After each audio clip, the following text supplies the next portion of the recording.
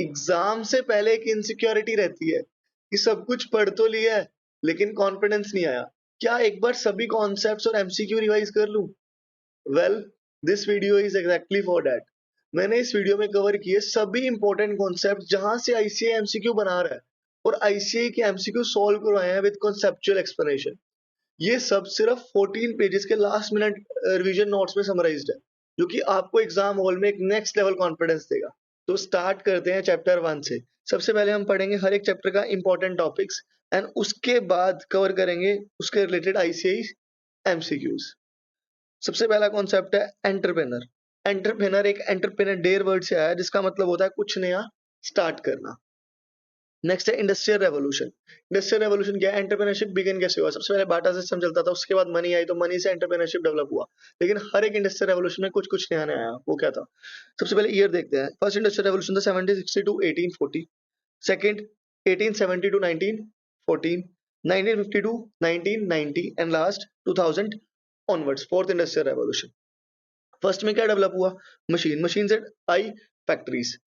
इसके बाद कोल and steam engine आ गए। कोल एंड स्टीम इंजन को से हेल्प मिली रेलवेज को, तो रेलवेज डेवलप हुई। जब रेलवेज बढ़िया हो गई तो मूवमेंट इजी हो गई, मूवमेंट इजी होगी तो टेक्सटाइल इंडस्ट्री बढ़ गई। Next second industrial revolution. Second industrial revolution में आई बेसिक नेसेसिटी वाली चीजें जैसे electricity, gas, oil, iron and steel industry, telecommunications, model T cars. फिर आया उसके बाद third industrial revolution. Third industrial revolution में आया इंटरनेट 1990s के टाइम पे, कंप्यूटर, इलेक्ट्रॉनिक्स और इंटरनेट। इसके बाद आई यहाँ पे एक न्यूक्लियर एनर्जी। फिर आया फोर्थ इंडस्ट्रियल रेवोल्यूशन 2000 ऑनवर्ड, जिसमें अभी हम रह रहे हैं। तो इसमें क्या क्या आएगा? डाटा एनालिटिक्स, एआई, एमएल, ये तो आपने सुना ही होगा ऑलरेडी। इसके बाद यहाँ पे फोकस है रिन्यूएबल एनर्जी, मतलब ग्रीन एनर्जी पे फोकस है गवर्नमेंट का ज्यादा। रिन्यूएबल एनर्जी पे फोकस है एंड पहले फोकस होता था न्यूक्लियर एनर्जी पे। न्यूक्लियर एनर्जी पे शिफ्ट हो चुके हैं हम रिन्यूएबल एनर्जी पे, तो हमारा फोकस है ग्रीन इंडिया। तो ये थे कुछ topics, first industrial revolution, second and third and fourth में क्या हुआ। नेक्स्ट है एंटरप्रेन्योर के क्या क्या टाइप्स है। मोस्ट इंपोर्टेंट, इससे एमसीक्यू आ ही रहा है हर बार। Innovative, imitative. इनोवेटिव क्या होता है और इमिटेटिव क्या होता है? इनोवेटिव वो होता है जो कि कंप्लीटली न्यू प्रोडक्ट लेके आ रहा है मार्केट में। इमिटेटिव क्या होता है? जो कि कॉपी कर रहा है एग्जिस्टिंग आइडिया को। तो इस पे ऑलरेडी एमसीक्यू भी गिवन है जो कि बिल्कुल डायरेक्ट है, इजीली समझ आ जाएगा इनोवेटिव है या फिर इमिटेटिव है। मॉड्यूल में दिया हुआ है जो मैंने कवर नहीं किया, लेकिन मैंने case study based MCQ cover करे और जहां पे सिंपल एमसीक्यू बन रहा है वो मैंने इग्नोर किया क्योंकि पेजेस की लेंथ बढ़ जाएगी फिर। नेक्स्ट है कोऑपरेट इंटरप्रेन्योर्स। कोऑपरेट इंटरप्रेन्योर्स क्या होता है? कोऑपरेट इंटरप्रेन्योर्स वो होते हैं जो कि ऑर्गेनाइजेशन में ही काम कर रहे हैं लेकिन ऑर्गेनाइजेशन में कुछ नया आइडिया लेके आते हैं और एंटरप्रेन्योरशिप प्रमोट करते हैं। जैसे फॉर एग्जांपल गूगल में सुंदर पिचई ने क्रोम पिच किया था, उन क्रोम का आइडिया सुंदर पिचई ने दिया था, तो वो क्या थे? Employ with in the organisation and he is doing well for the business. Next है सोशल, जो कि बिजनेस के साथ साथ सोशल एक्टिविटीज को भी कंसिडर करते हैं। नेक्स्ट है वुमेन, नाम से क्लियर है, वुमेन इन बिजनेस, वुमेन जो कि बिजनेस को लीड कर रही है, राइट। तो ये हो गए टाइप्स ऑफ एंटरप्रेन्योर। सबसे इंपॉर्टेंट जो एमसीक्यू बन रहा है वो इन तीन पे बनता है, बाकी दो पे अगर आ भी गया तो इजी होगा। नेक्स्ट है डीपीआईटी रजिस्ट्रेशन, ये इससे भी ज्यादा इंपॉर्टेंट है। इसमें तो एमसीक्यू मान के चलो कि 100% ही आने वाला है। डीपीआईटी रजिस्ट्रेशन क्या? सबसे पहले इसमें तीन एडवांटेजेस ऐसे हैं जिसमें एमसीक्यू सबसे ज्यादा आता है। सबसे पहला, इनकम टैक्स एग्जाम्पशन देते हैं 3 कॉन्जिक्यूटिव असेसमेंट के लिए। ये इंपॉर्टेंट वर्ड है कॉन्जिक्यूटिव, मतलब एक साथ लेनी होती है exemption. Out of the first 3 10 years of existence, मतलब स्टार्टिंग के 10 इयर्स में से 3 साल कोई भी हो उसमें आप एग्जाम्पशन ले लो इनकम टैक्स की। नेक्स्ट, सेल्फ सर्टिफाई करोगे compliance with various labour and environmental laws. इसमें एमसीक्यू ऑलरेडी गिवन है। एमसीक्यू क्या है कि कौन सा ऐसा एडवांटेज है डीपीआईटी का जो कि रेगुलेटरी बर्डन रिड्यूस करता है, तो आपको ये वाला टिक करके आना है। सेल्फ सर्टिफाई, कंप्लायंस, अगर सेल्फ सर्टिफाई करेंगे सीए की जरूरत नहीं पड़ेगी, इसमें कंप्लायंस इजी होगा। नेक्स्ट, स्टार्टअप अपने ऑपरेशंस वाइंड अप कर सकते हैं विद इन 90 डेज। इसमें एमसीक्यू आ रहा है 90, 120, 150 या फिर 70 डेज, तो चूज करके आना है 90 डेज, क्योंकि इसमें लगता है फास्ट ट्रैक पीआरपी, जिसमें fast track insolvency bankruptcy code, जिसमें 90 डेज में वाइंडिंग अप हो जाता है स्टार्टअप्स का। इसके अलावा इनको रिबेट मिलती है पेटेंट फाइलिंग में जो कि 80% है, गोइंग फॉरवर्ड चैप्टर में कवर्ड है। गवर्नमेंट स्कीम को एक्सेस मिल जाएगा, नेटवर्किंग हो जाएगी, विजिबिलिटी मिलती है, नेटवर्किंग और फंडिंग जो कि नॉर्मल है, इजीली समझ आ जाएगा। Next, eligibility, most important. Eligible होने के लिए सिर्फ 3 ही एंटिटीज अलाउड है। सबसे पहला, प्राइवेट लिमिटेड होनी चाहिए, एलएलपी चल जाएगी या रजिस्टर्ड पार्टनरशिप चलेगी। Registered partnership most important word है, रजिस्टर्ड। इसके अलावा सोल प्रोप्राइटर में को डीपीआईटी रजिस्ट्रेशन मिल जाएगा, no, not allowed. Next, existence 10 years तक होना चाहिए, और एमसीक्यू में दिया रहेगा 5 है, 6 है, 7 है या कुछ और है, तो मेक श्योर 10 टिक करके आना, राइट, क्लिक करके आना। तो स्टार्टअप की टर्नओवर 100 करोड़ तो हो सकती है, उससे ज्यादा नहीं होनी चाहिए। 100 करोड़ तक है तो ओके है, उससे ज्यादा नहीं होनी चाहिए। लास्ट, स्टार्टअप को एक सर्टिफिकेट लेना होता है, ये कंपलसरी सर्टिफिकेट है आईएमबी से, इंटर मिनिस्ट्रियल बोर्ड, इसकी फुल फॉर्म भी आ सकती है। इंटर मिनिस्ट्रियल बोर्ड से सर्टिफिकेट लेना मैंडेटरी है, जो वैलिडेट करता है innovative nature of the business. इसके अलावा ऑप्शन है, इसके अलावा ये भी मैंडेटरी है, इसको एक रिकमेंडेशन लेटर लेना होता है इनक्यूबेटर से। इनक्यूबेटर कौन होता है? फॉर एग्जांपल एक कॉलेज का स्टार्टअप है, कॉलेज में एंटरप्रेन्योरशिप का अलग से सेल होता है, तो उसमें इनक्यूबेटर बैठा होता है, तो उनसे कॉलेज रिकमेंड कर देता है कि हमारे कॉलेज का और ये स्टार्टअप के लिए वर्क कर रहा है, तो जिससे गवर्नमेंट को वैलिडेशन मिल जाएगी और ये स्कीम का एडवांटेज गवर्नमेंट दे देगी, क्योंकि गवर्नमेंट को भी तो क्रेडिबिलिटी स्टैब्लिश करनी है ना, ऐसे किसी को तो नहीं मान सकते, तो एक सर्टिफिकेट लगता है, राइट। इनक्यूबेटर से, अगर इनक्यूबेटर नहीं है, कॉलेज के अलावा हुआ तो फिर लेटर ऑफ फंडिंग लेके आओ, एटलीस्ट 20% इन इक्विटी। अगर आपकी कंपनी ने ऑलरेडी किसी, आपकी कंपनी में किसी ऑलरेडी इन्वेस्टर ने इन्वेस्ट किया हुआ है, तो उससे लेटर ऑफ रिकमेंडेशन लेके आओ, राइट। लेटर ऑफ फंडिंग, तो वो कौन कौन हो सकता है? या तो इंक्यूबेशन फंड है, इंक्यूबेशन फंड हो सकता है वो, या फिर एंजल नेटवर्क या एंजल फंड हो सकता है, या फिर प्राइवेट इक्विटी इन्वेस्टर्स हो सकता है, राइट। मैं इसको नोट्स में और अच्छे से लिख दूंगा, ये मिस हो गया था, and you have to read it now. Incubation fund हो सकता है, एंजल फंड हो सकता है, या फिर एंजल नेटवर्क हो सकता है, और लास्ट प्राइवेट इक्विटी फंड हो सकता है। तो ये कुछ इंक्यूबेशन फंड्स हैं, जो ये कुछ इन्वेस्टर्स हैं जो कि इन्वेस्ट कर रहे हैं, उनसे लेटर ऑफ फंडिंग लेके आना जरूरी है, एटलीस्ट 20% इन इक्विटी। नेक्स्ट है कुछ government incentive for the startups. सबसे ज्यादा इंपॉर्टेंट है स्टैंड अप इंडिया, इस पे ऑलरेडी एमसीक्यू भी दिया हुआ है। इसी में एमसीक्यू कैसे आया हुआ, पूछा हुआ है कि लॉन्च लॉन्च कब हुआ था, लॉन्च ईयर 2016 था, वर्क कर रहा है वुमेन एससी एंड एसटी के लिए, और लोन देता है 10 लाख से 1 करोड़ तक। क्या ये क्या ये इंडियन मैन्युफैक्चर गुड्स प्रमोट करता है? नो। तो you have to choose the incorrect one. या क्या ये वाले लोन्स देता है? नहीं। You have to choose the incorrect one. तो ये आया हुआ था। तो सबसे पहले ईयर देखते हैं, ये लॉन्च हुआ 2016 में, ये लॉन्च हुआ था 2016 में, मेक इन इंडिया 2014 एंड प्रधानमंत्री मुद्रा योजना 2015 में। ये तो स्टैंड अप इंडिया तो सेम डीपीआईटी वाले रजिस्ट्रेशन वाले बेनिफिट्स जो कि ऊपर पड़े थे, ये वाले सारे के सारे बेनिफिट्स इधर कवर्ड।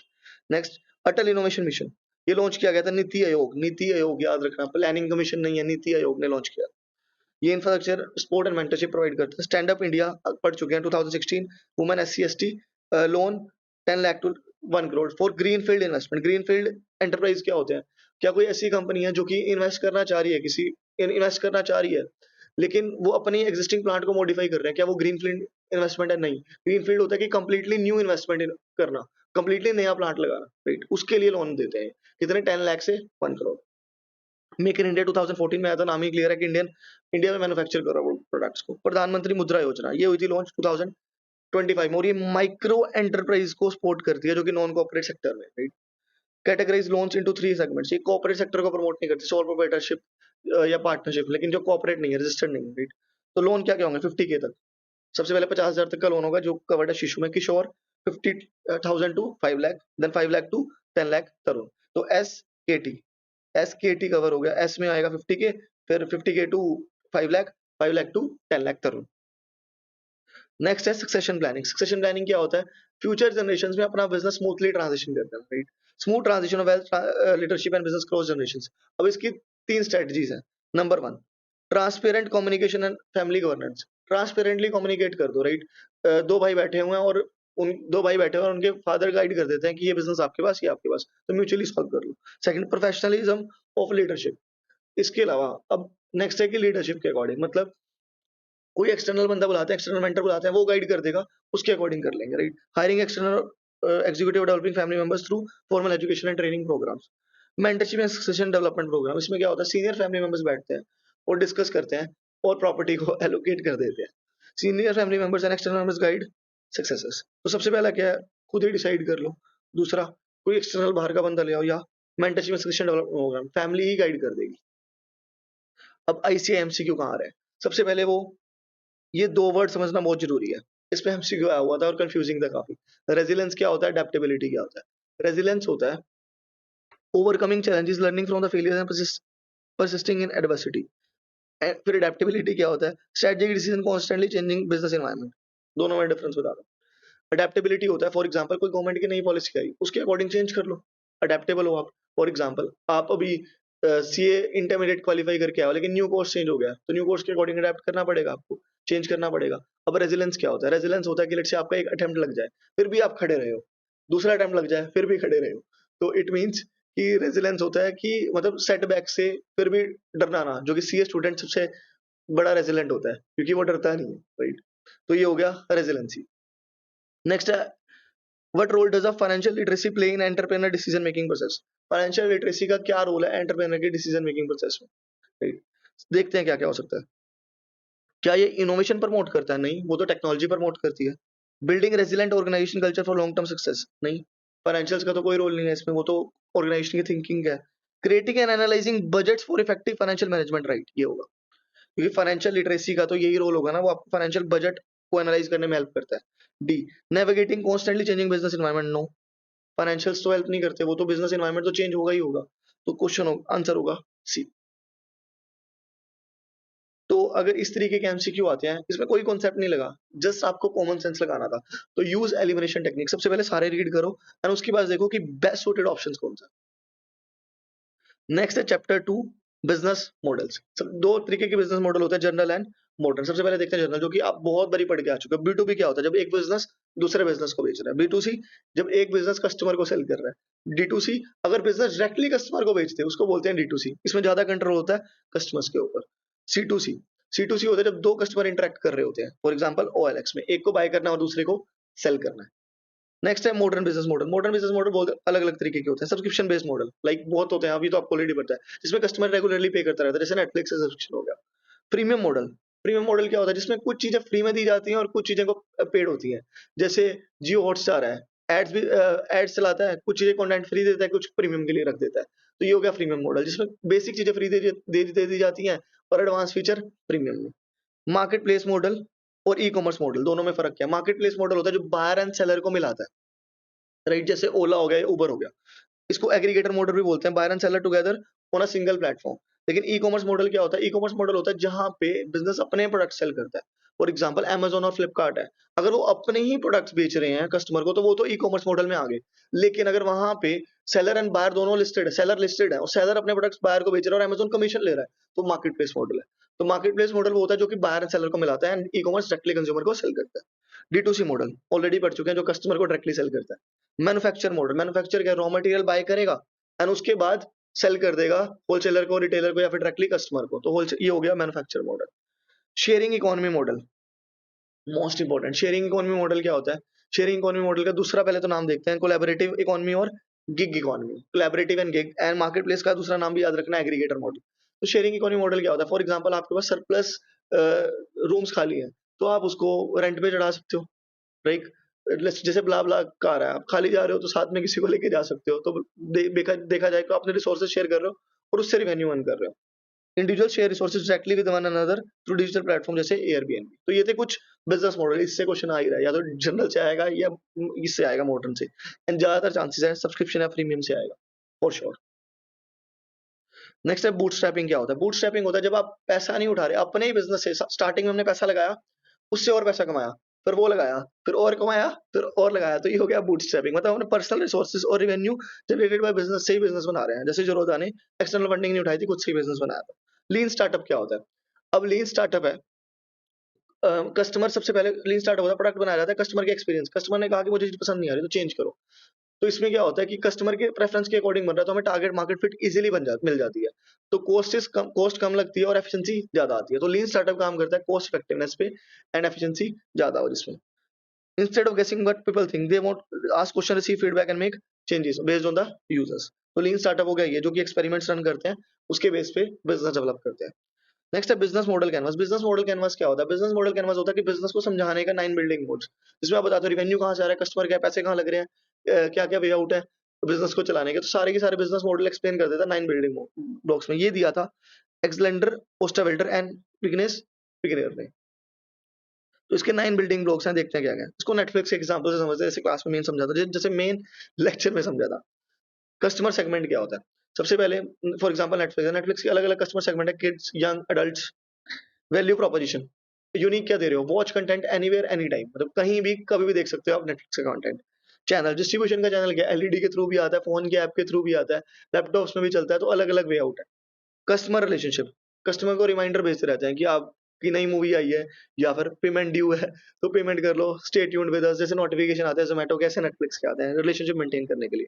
नेक्स्ट है रिवेन्यू स्ट्रीम, अलग अलग रिवेन्यू स्ट्रीम है नेटफ्लिक्स की। एड से नेटफ्लिक्स तो एटलीस्ट नहीं कमाता, लेकिन बाकी सब्सक्रिप्शन बेस्ड भी, सब्सक्रिप्शन बेस्ड है, और कई अलग रिवेन्यू स्ट्रीम्स है, तो अलग अलग रिवेन्यू स्ट्रीम्स है, मतलब पैसे आने के क्या क्या मेथड्स है, की रिसोर्सेज। ये यहाँ तक हम पढ़ चुके हैं कि फ्रंट एंड रोल क्या है। अब देखते हैं बैक एंड। अब ये सब पैसा कमाना, कस्टमर को बेचना, इसके लिए मेहनत तो लगेगी, वो क्या क्या हो सकती है। की रिसोर्सेज, कहाँ का पैसा लग रहा है। फॉर एग्जाम्पल नेटफ्लिक्स को काफी सारा पिक्चर्स खरीदनी पड़ती है, तो उसमें मेजर पैसा लग रहा है कंटेंट बाय करने के लिए। की एक्टिविटीज, करंट ऑपरेशंस क्या है, सैलरीज जा रही है, रेंट जा रहे हैं, ये सब चीजें। की पार्टनरशिप्स, क्या कोई प्रोडक्शन हाउस के साथ पार्टनरशिप्स है, क्या सप्लायर चेन कैसी है, right. Cost structure, fixed and variable cost क्या क्या आ रही है। तो कंप्लीट इससे समझ आ जाता है कि बिजनेस एक्चुअली है क्या। कस्टमर क्या है, कस्टमर सेगमेंट क्या, वैल्यू प्रोपोजिशन क्या, चैनल क्या, कस्टमर रिलेशनशिप क्या, रिवेन्यू। तो ये हो गया फ्रंट एंड, ये बैक एंड। की रिसोर्सेज, की एक्टिविटीज, की पार्टनरशिप एंड कोस्ट स्ट्रक्चर, ये था complete business model canvas. Next है बिजनेस पिच। अब प्रोडक्ट का समझ आ गया कि क्या क्या है, अब बिजनेस पिच क्या क्या हो सकती है। बिजनेस पिच होता क्या है, कंसाइज एंड कंपेलिंग प्रेजेंटेशन, मतलब जहां पे आप इजी वे में समझा देते हो अपने बिजनेस पिच। तो बिजनेस पिच के सबसे पहले एलिवेटर पिच आती है, उसके बाद आती है इन्वेस्टर पिच। एलिवेटर पिच में आप एलिवेटर में जाते जाते 30 सेकंड से 2 मिनट्स में आइडिया पिच कर देते हो, जिसका ऑब्जेक्टिव मेन होता है कि इंटरेस्ट और क्यूरोसिटी जागे। उसके बाद आती है इन्वेस्टर पिच, जहां पे आप कंप्रेहेंसिव ओवरव्यू देते हो बिजनेस का, including detail projection and market analysis. तो ये होती है कंप्रेहेंसिव पिच। नेक्स्ट है sales pitch. Sales pitch easy है कि जिसमें हम अपने प्रोडक्ट्स को शोकेस करते हैं ताकि कस्टमर की स्पेसिफिक नीड्स मीट हो पाए।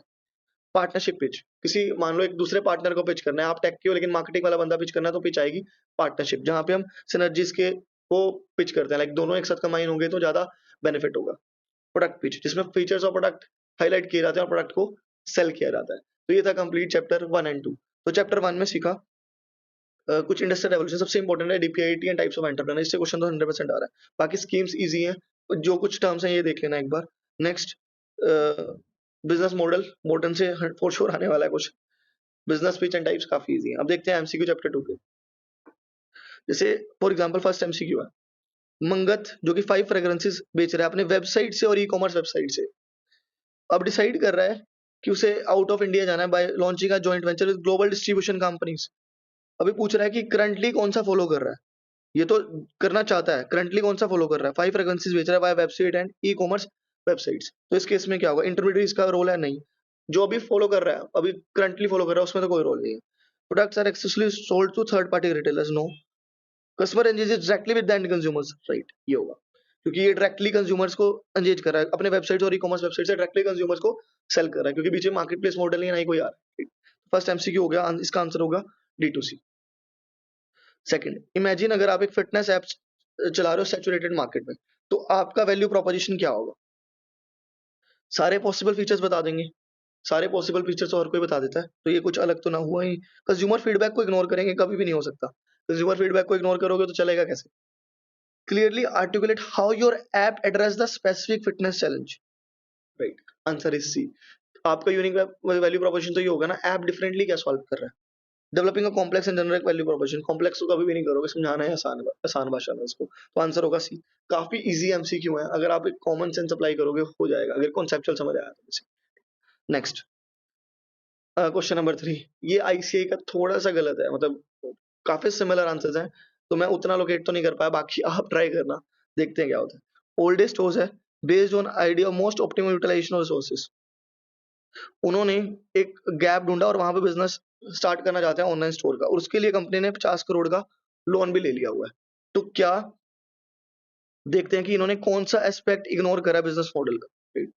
सबसे पहले इन्होंने अपफ्रंट प्रोडक्ट डेवलपमेंट कर दिया, नहीं तो कोई था ही नहीं बिजनेस मॉडल में concept. Regular interaction with customer, rapid iteration based on valid learning, long term planning cycle without experimentation, ये तो कभी भी नहीं हो सकता।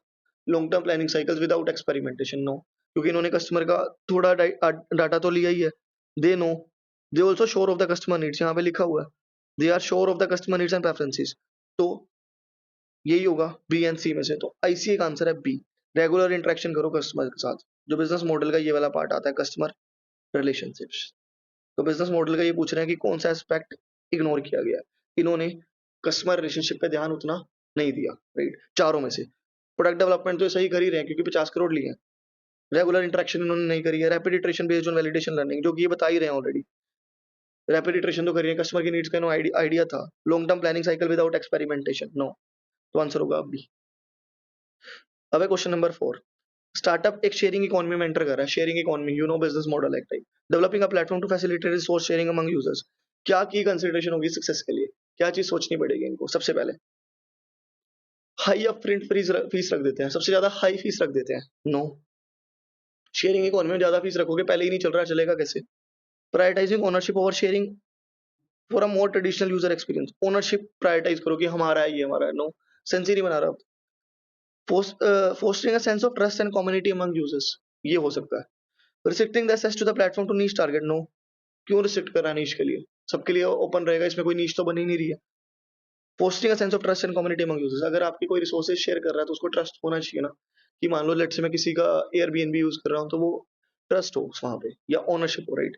तो fostering a trust and community among users major है। तो ये थे एमसीक्यूज चैप्टर 2 के। सबसे पहले इसने जनरल पूछा कि डायरेक्ट वेबसाइट से सेल कर रहा है तो आएगा D2C। फिटनेस ऐप लॉन्च कर रहे हो तो आप क्लियर कट अपने बताओगे कि क्या क्या वैल्यू प्रोपोजिशन है। इसके अलावा कौन सा एस्पेक्ट इग्नोर किया था? सारा कुछ किया था लेकिन रेगुलर इंटरेक्शन नहीं कर रहा था कस्टमर से, कस्टमर रिलेशनशिप बेकार थी। फोर्थ, शेयरिंग इकोनॉमी में सबसे ज्यादा इंपॉर्टेंट क्या होता है? Sense of trust and community among users. Next chapter है चैप्टर 3, प्रोडक्ट डेवलपमेंट। ये चैप्टर सबसे इंपॉर्टेंट है बाकी सभी चैप्टर्स में, तो इसको डिटेल में पढ़ेंगे थोड़ा। सबसे पहला कॉन्सेप्ट है प्रोटोटाइप। प्रोटोटाइप इन टेक स्टार्टअप। सबसे पहले ना बेसिक लेआउट समझते हैं। मान लो हमने एक ऐप डेवलप करना है जिसमें हम टैक्स अपडेट्स बताने वाले हैं, लेट्स से, ठीक है? तो हम ऐप बनाने के लिए सबसे पहले देखते हैं कि एक प्रोटोटाइप बनाते हैं। हमने जो सोचा है आइडिया को, उसको लेके आते हैं एक टेंजिबल प्रेजेंटेशन में, राइट? उसको बोलेंगे प्रोटोटाइप। अब प्रोटोटाइप बन जाएगा, हमारा आइडिया क्लियर हो जाएगा, हम उसको पिच कर देंगे इन्वेस्टर्स को या फिर अपने यूजर को समझा पाएंगे। उसके बेस पे बनाएंगे हम एमवीपी। एमवीपी में हम देंगे सिर्फ कोर फीचर्स, लाइक ये सिर्फ टैक्स अपडेट्स बता रहा है, बाकी डिजाइनिंग वाइनिंग में फोकस नहीं कर रहे अभी हम। उसको बोलते हैं एमवीपी। जब एमवीपी पे रिजल्ट्स पॉजिटिव आने लग जाएंगे, यूजर एक्सपीरियंस फीडबैक अच्छे आएंगे, रिव्यूज अच्छे आएंगे, तो उसके बेस पे हम बनाएंगे प्रोडक्ट को, फर्दर डेवलप करेंगे और स्केल करेंगे। उसको बोलते हैं एजाइल डेवलपमेंट, मतलब जिसमें चेंज, मान लो एक बार सबसे पहले प्रोटोटाइप बनता है। प्रोटोटाइप सिर्फ बता देता है कि एक्चुअली है क्या आइडिया।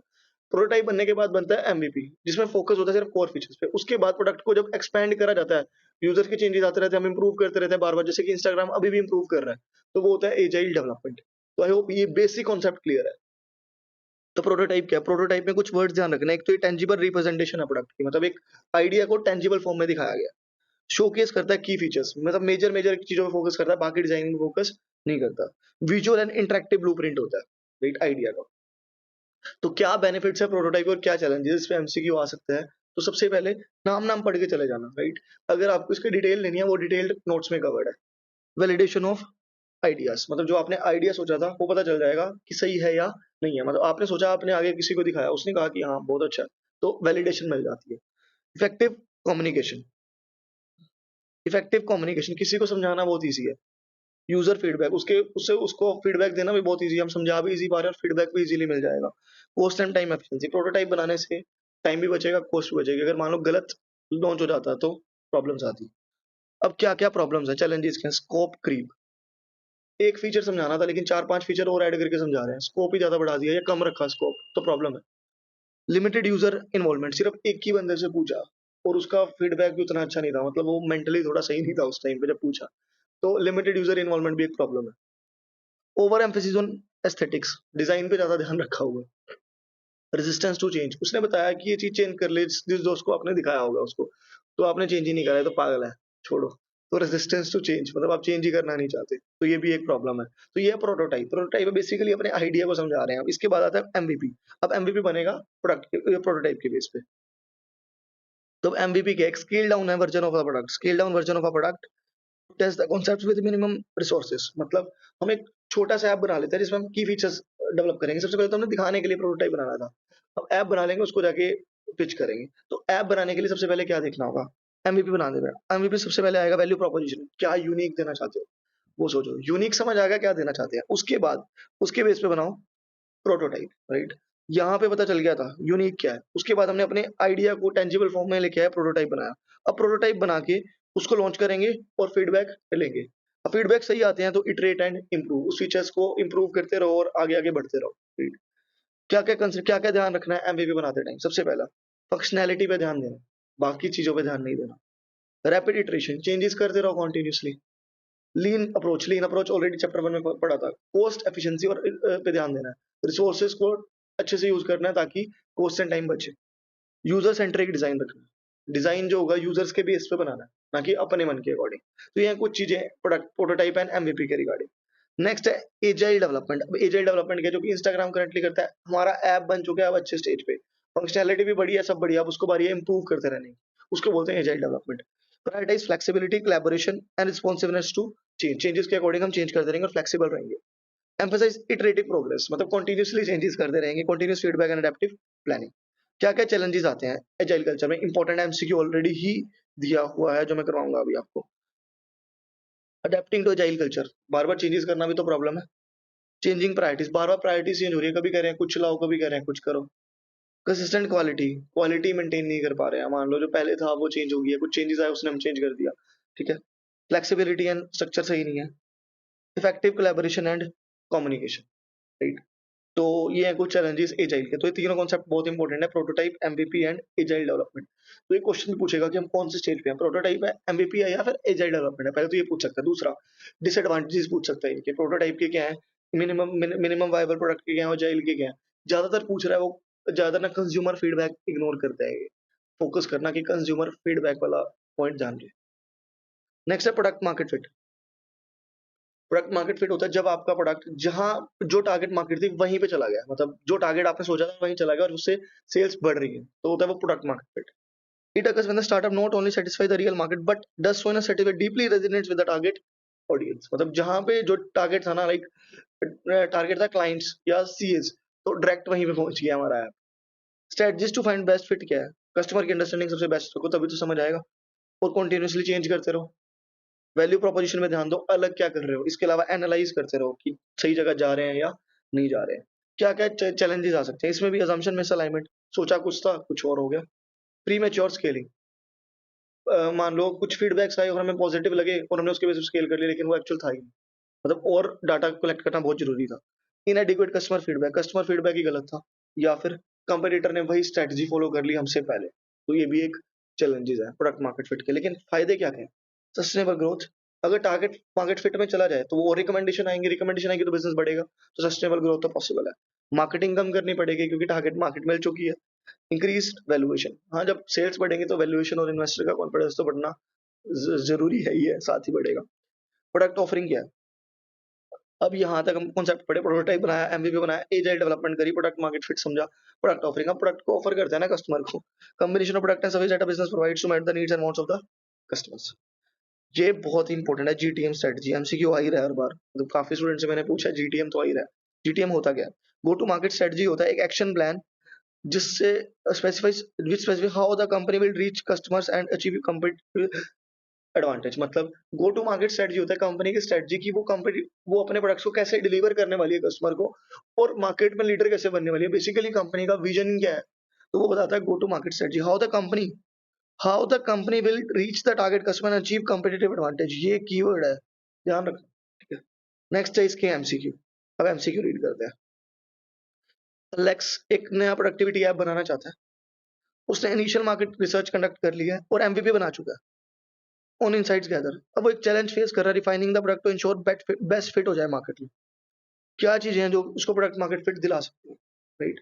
उसने एमवीपी बना लिया, प्रोडक्ट लॉन्च कर लिया, उसको चाहिए प्रोडक्ट मार्केट फिट कि उसका डीपली टारगेट ऑडियंस पे चला जाए वो प्रोडक्ट और उसको रिवेन्यू आने लग जाए, सस्टेनेबल ग्रोथ होने लग जाए। तो किस पे फोकस करे, सबसे पहले skip the iterative development and testing phase, नहीं, स्किप तो कभी भी नहीं करना चाहिए उसको, वो तो स्किप करेगा फिर तो उसके बाद प्रोडक्ट डेवलप ही कैसे होगा।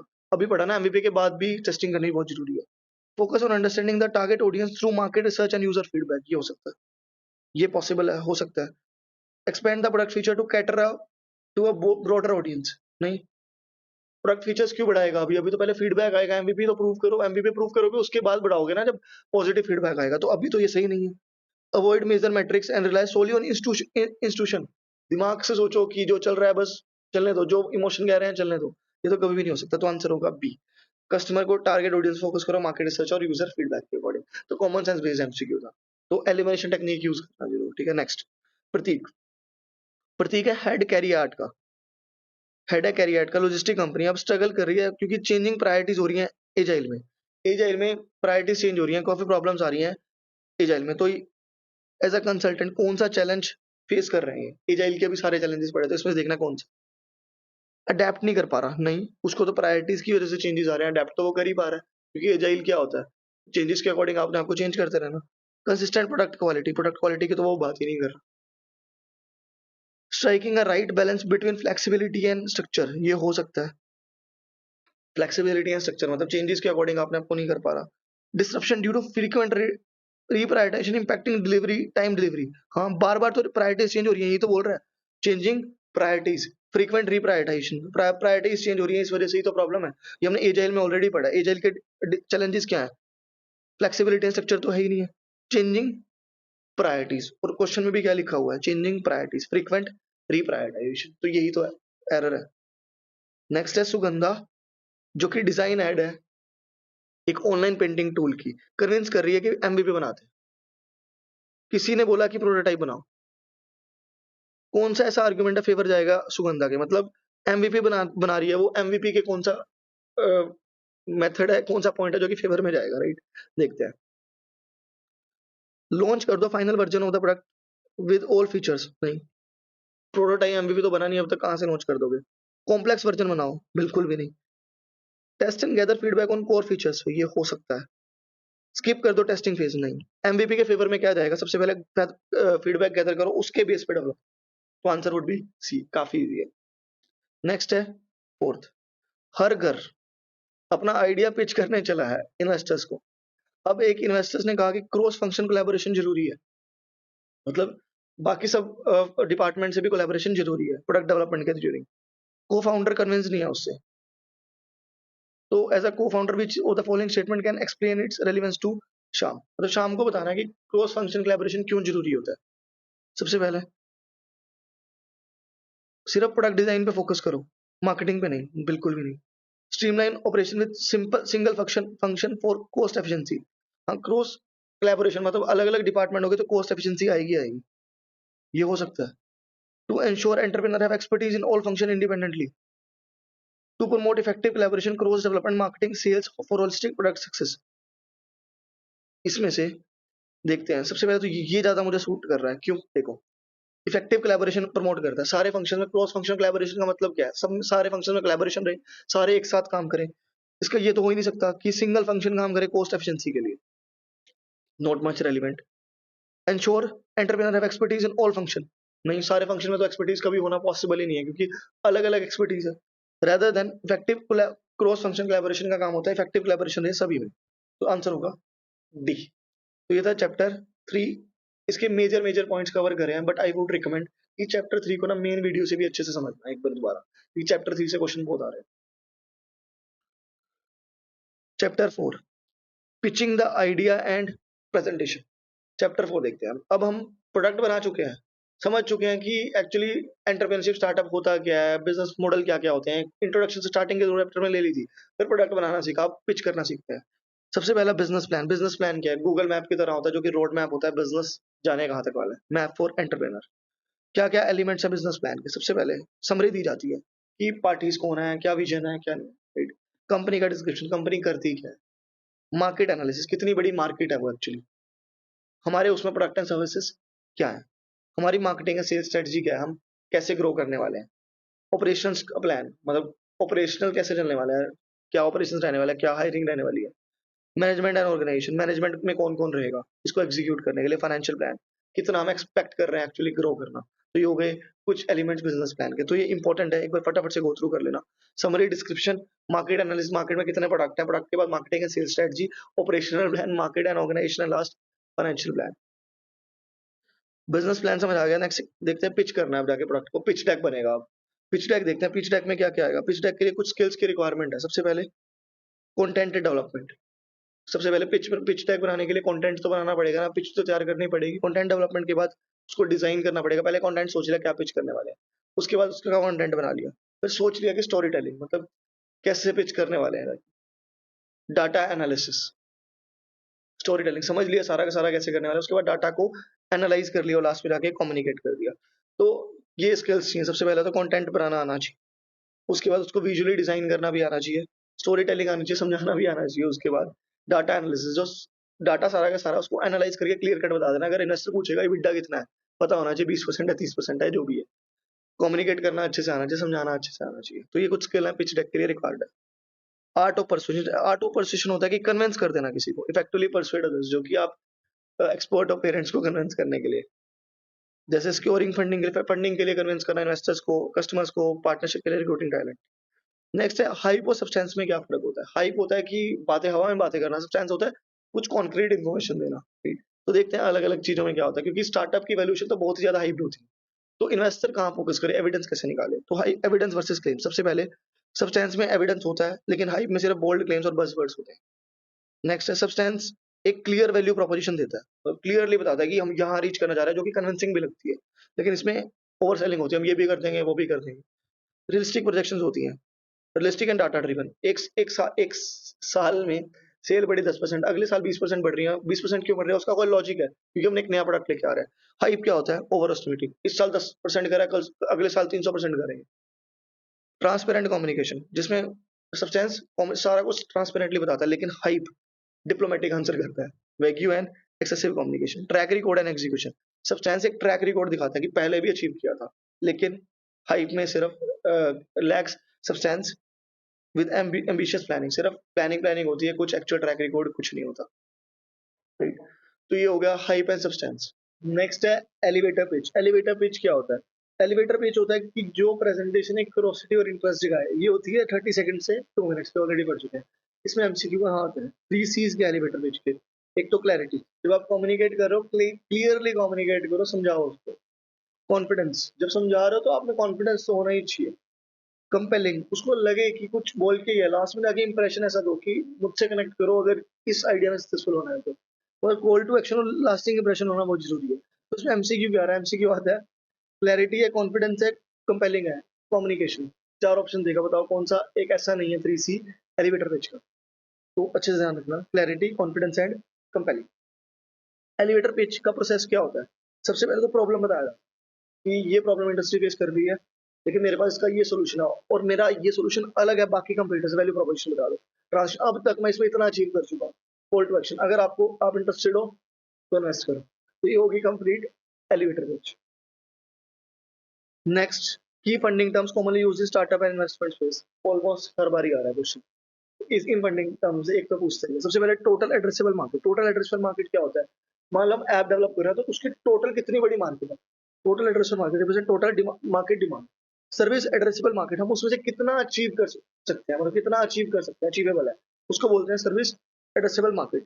Portion of the market at the company can realistically target, मतलब पूरी मार्केट तो बहुत बड़ी है, लेकिन हम कितना टारगेट कर सकते हैं। कस्टमर लाइफ टाइम वैल्यू, मतलब एक कस्टमर पूरी लाइफ टाइम में कितना पैसा देके जाएगा। Future relationship with the customer से कितना एंटायर रेवेन्यू पॉसिबल है। Sorry. Customer acquisition cost, customer को एक्वायर करने के लिए कितनी कॉस्ट लगने वाली है, मतलब एक कस्टमर को एक्वायर करने के लिए कितनी कॉस्ट लगी है। ओवरऑल कंपनी के अलग से 1 लाख रुपए लग रहे हैं, उसमें से कस्टमर एक्विजिशन एक कस्टमर पे लग रहे हैं 10,000 रुपए, तो कस्टमर एक्विजिशन कॉस्ट कितनी होगी, 10%। Post acquiring a new customer. Runway, ये इंपॉर्टेंट है, इसको ऑलरेडी ऐसे एमसीक्यू दिया। रनवे क्या होता है? रनवे होता है amount of a time that startup can operate before running out of funds. मतलब हमारे पास पड़े सिर्फ 12 लाख रुपए और 1 महीने का खर्चा 1 लाख रुपए, तो कितने मंथ तक चल सकता है वो पैसा? सिर्फ 12 मंथ। तो रन में हुआ कितने टाइम तक पैसा चल सकता है। Help assess startup financial health. Burn rate क्या होता है? बर्न रेट होता है किस रेट में पैसा स्टार्टअप बर्न कर रहा है। Rate at startup standing is available funds. Churn rate, churn rate क्या होता है? Percentage of the customer who stop using a company product and service. कौन कौन से ऐसे कस्टमर है जिन्होंने प्रोडक्ट एंड सर्विस यूज करना ही बंद कर दिया, मतलब रिपीटेशन नहीं आ रही, तो ये हुआ चर्न रेट। क्या क्या इंपैक्ट होता है स्टार्टअप पे, वो देखते हैं। टोटल एड्रेसेबल मार्केट बताता है हमें कितनी बड़ी मार्केट है, तो स्केल कहाँ तक कर सकते हैं। हमारा मार्केट सेगमेंट का पता चल जाता है, लेकिन इतनी बड़ी मार्केट, लेकिन हमारा मार्केट सेगमेंट क्या है वो सैम बता देता है। LTV, customer life time value क्या बताता है? लॉन्ग टर्म रेवेन्यू पोटेंशियल कितना हो सकता है हमारा। सीएससी क्या बताता है कि कितनी कॉस्ट आने वाली है, क्या एफिशिएंसी रहने वाली है। रनवे, फाइनेंशियल हेल्थ बताता है। बर्न रेट बताता है कि फाइनेंशियल मैनेजमेंट पे ध्यान देने की जरूरत है, क्योंकि ज्यादा पैसे बर्न हो रहे हैं। चर्न रेट बताता है कि कस्टमर को रिटेंशन की जरूरत है, क्योंकि कस्टमर छोड़ के जाना तो मतलब होता है चर्न रेट। तो ये थी कुछ terms and complete chapter 4। Chapter 4 में एक तो पिच डेक इंपॉर्टेंट है, high substance note much important, अगर आता है आप इजीली फटाफट कर लोगे, स्पेशल मैंने लिख दिया। एलिवेटर पिच का 3 सीज तो आ ही रहे हैं ऑलमोस्ट हर बार। अब देखते हैं आईसीआई के एमसीक्यू। कुमार एक बंदा है जो कि मार्केट रिसर्च कर चुका है, इंडस्ट्री ट्रेंड जान चुका है, फाइनेंशियल प्रोजेक्शंस पता है उसको। तो अब उसको पिच टैग बनाना है, तो ये पूछ रहे हैं कि कौन सी स्किल उसने लगाई है इसमें। मतलब उसने मार्केट रिसर्च करी, इंडस्ट्री ट्रेंड, सारा कुछ डेटा कलेक्ट कर लिया और एनालिसिस कर रहा है। तो कौन सी रिसर्च लगाई है? सबसे पहले क्या कंटेंट स्ट्रेटजी है? नहीं, कंटेंट तो उसके पास ऑलरेडी है ही है। डाटा एनालिसिस हो सकता है, इसके बेटर ऑप्शन देखते हैं। स्टोरी टेलिंग, नहीं, स्टोरी टेलिंग तो कर ही नहीं रहा, वो रिसर्च कर रहा है। कम्युनिकेशन, नहीं, कम्युनिकेशन भी नहीं कर रहा, तो आंसर होगा डाटा एनालिसिस। उसने मार्केट रिसर्च करी, इंडस्ट्री ट्रेंड करा और फाइनेंशियल प्रोजेक्शन बनाई, तो क्या करा उसने? Data analysis. नेक्स्ट, ममता एक को फाउंडर है, उसकी wants her co-founder to get professional training in being a great storyteller. She being strongly believer of power of persuasion, wanted to learn the lapsuate listener thoughts, but he want to admit the business numbers alone. Persuasion के बारे में जानना चाह रहा है, उसको investor को persuade करना, वो चाहती है कि परसुएशन की स्किल सीखो। Which of the following argument could go against Manita while convincing her cofounder, मतलब बेसिकली परसुएशन के लिए कन्विंस कर रही है, तो परसुएशन का कोई नेगेटिव पॉइंट बताना है जो कि उसके अगेंस्ट जा सकता है। देखते हैं, हेल्पिंग स्ट्रॉन्ग स्टोरी लाइन, ये तो पॉजिटिव पॉइंट हो गया, ये तो हो ही नहीं सकता। Might come cross a greed, ये डिसएडवांटेज है। ज्यादा परसुएट करो, ये कर लो, ये कर लो, कर लो, प्लीज प्लीज प्लीज करो, लगेगा कि कुछ इंटरेस्ट है इसका, अदरवाइज सभी फोर्स कर रहा है, ये प्रोडक्ट बाय कर लो, बाय कर लो, बाय कर लो, लगे हुए हैं पिच करने के लिए, तो ग्रीड है। Persuasion helps in building long term relationships, ये तो एडवांटेज हुआ ना, ये भी नहीं हो सकता है, तो आर्ग्यूमेंट पूछ रहा है क्या होगा। May pose threat while recruiting talent, talent की तो बात ही नहीं कर रही वो तो बिजनेस के लिए बात कर रही है, बिजनेस नंबर अलोन। उसको ये चाहिए कि बिजनेस नंबर अलोन सिर्फ इनफ नहीं है, लेकिन और चीजें भी आनी चाहिए, तो हुआ आंसर ग्रीड, राइट। तो आंसर इज बी। अब देखते हैं third, during a customer pitch at local flea market, Sushmita को पता चला कि body care product range health concerns लेके आती है सेंसिटिविटी बेबीज के लिए, तो क्या पिच कंसिडर करना चाहिए ताकि ये इशू एड्रेस हो जाए? लाइक सुष्मिता वो आज टू एक्सप्लेन, लाइक एक फाउंडर है सुष्मिता, उसको ना किसी कस्टमर ने पूछा कि ना आपके प्रोडक्ट में ना बेबी इश्यूज के लिए प्रॉब्लम्स है, तो उसको क्या बोलना चाहिए पिच करने के लिए, वो देखते हैं। उसको डिफरेंशिएशन बता देना चाहिए, मेरे प्रोडक्ट में जी बहुत अलग अलग चीजें हैं जो कि कस्टमर कंपटीटर से अलग है, क्या ये बोलना चाहिए? नहीं, ये तो कभी भी नहीं बोलना चाहिए, उसका क्वेश्चन ही अलग है और हम बोल रहे हैं कुछ और। कम्युनिकेट द वैल्यू प्रोपोजिशन, फिर से अलग थोड़ी बताएंगे कुछ, डिफरेंशिएशन का मतलब वो value proposition. Share call to action with investor, investor थोड़ी है वो कि पैसा लगाओ उसमें। Address the address her the objections and concern with sensitivity, जो उसने पूछा कि इश्यूज आते हैं उसको सेंसिटिवली आंसर करो, ये ऐसा नहीं होगा, इसके ये हमारा प्रोडक्ट बेटर है, ये स्पेसिफिकली इसी के लिए डिजाइंड है, तो पिच करो अच्छे से उनको। तो answer would B D. And इसकी आंसर ना सभी के आंसर लास्ट में गिवन है, अगर आप देखोगे ना आंसर सबसे लास्ट में दिए हुए हैं, चैप्टर 1 एंड 2, 1 to 9। वापिस आते हैं नेक्स्ट क्वेश्चन पे, क्वेश्चन नंबर 4। जलोरी एक ऑनलाइन ज्वेलरी ब्रांड है, मैन्युफैक्चरिंग में आर्टिफिशियल ज्वेलरी, वर्कशॉप लगती है राजस्थान में इनकी, और हाई स्टैंडर्डाइजेशन पे फोकस कर रहे हैं अभी। Process apart from designing the, focus है अभी इनका स्टैंडर्डाइजेशन पे। तो कौन सा एस्पेक्ट है बिजनेस प्लान का, मतलब स्टैंडर्डाइजेशन फोकस कर रहे हैं तो कौन सा एस्पेक्ट होगा?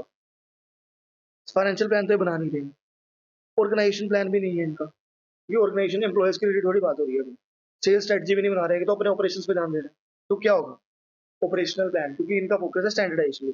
स्टैंडर्डाइजेशन आता है ऑपरेशन में, ऑपरेशन में रिलेटेड चीजें, ऑपरेशन में आ गया प्रोडक्ट की क्वालिटी, प्रोडक्शन कैसी है, स्टैंडर्डाइजेशन क्या है, तो ये सब चीजें आती है ऑपरेशनल प्लान में। नेक्स्ट, कौन सी ऐसी स्लाइड पिच डेक में नहीं होती है?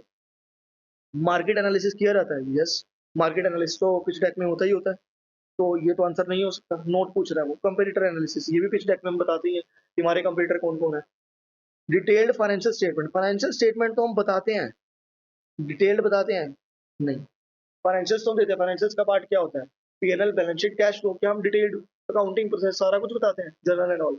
नहीं, डिटेल तो कभी भी नहीं देते। टीम मेंबर्स को इंट्रोडक्शन तो देते हैं हम, टीम मेंबर्स के बारे में तो बताना होता है, तो ये भी नहीं हो सकता, कंपटीटर बताना ये भी बताना, तो डिटेल्ड कभी नहीं बताते, तो आंसर होगा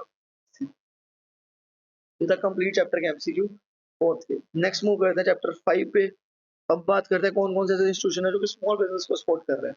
सेंट्रल लेवल इंस्टीट्यूशन सबसे पहले देखते हैं, डीपीआईटी एस्टैब्लिश्ड इन 1985। सबसे पहले ईयर देख लेते हैं सबका, डीपीआईटी है 1985 में, नीति आयोग 2015 में। एमसीक्यू सबसे इंपॉर्टेंट है, चल आगे बताता हूँ। 1990 में आया SIDBI, national research development corporation 53 में, तो ये ईयर बहुत इंपॉर्टेंट है, ईयर अच्छे से करके जाना। नेक्स्ट है recognition and certification, right.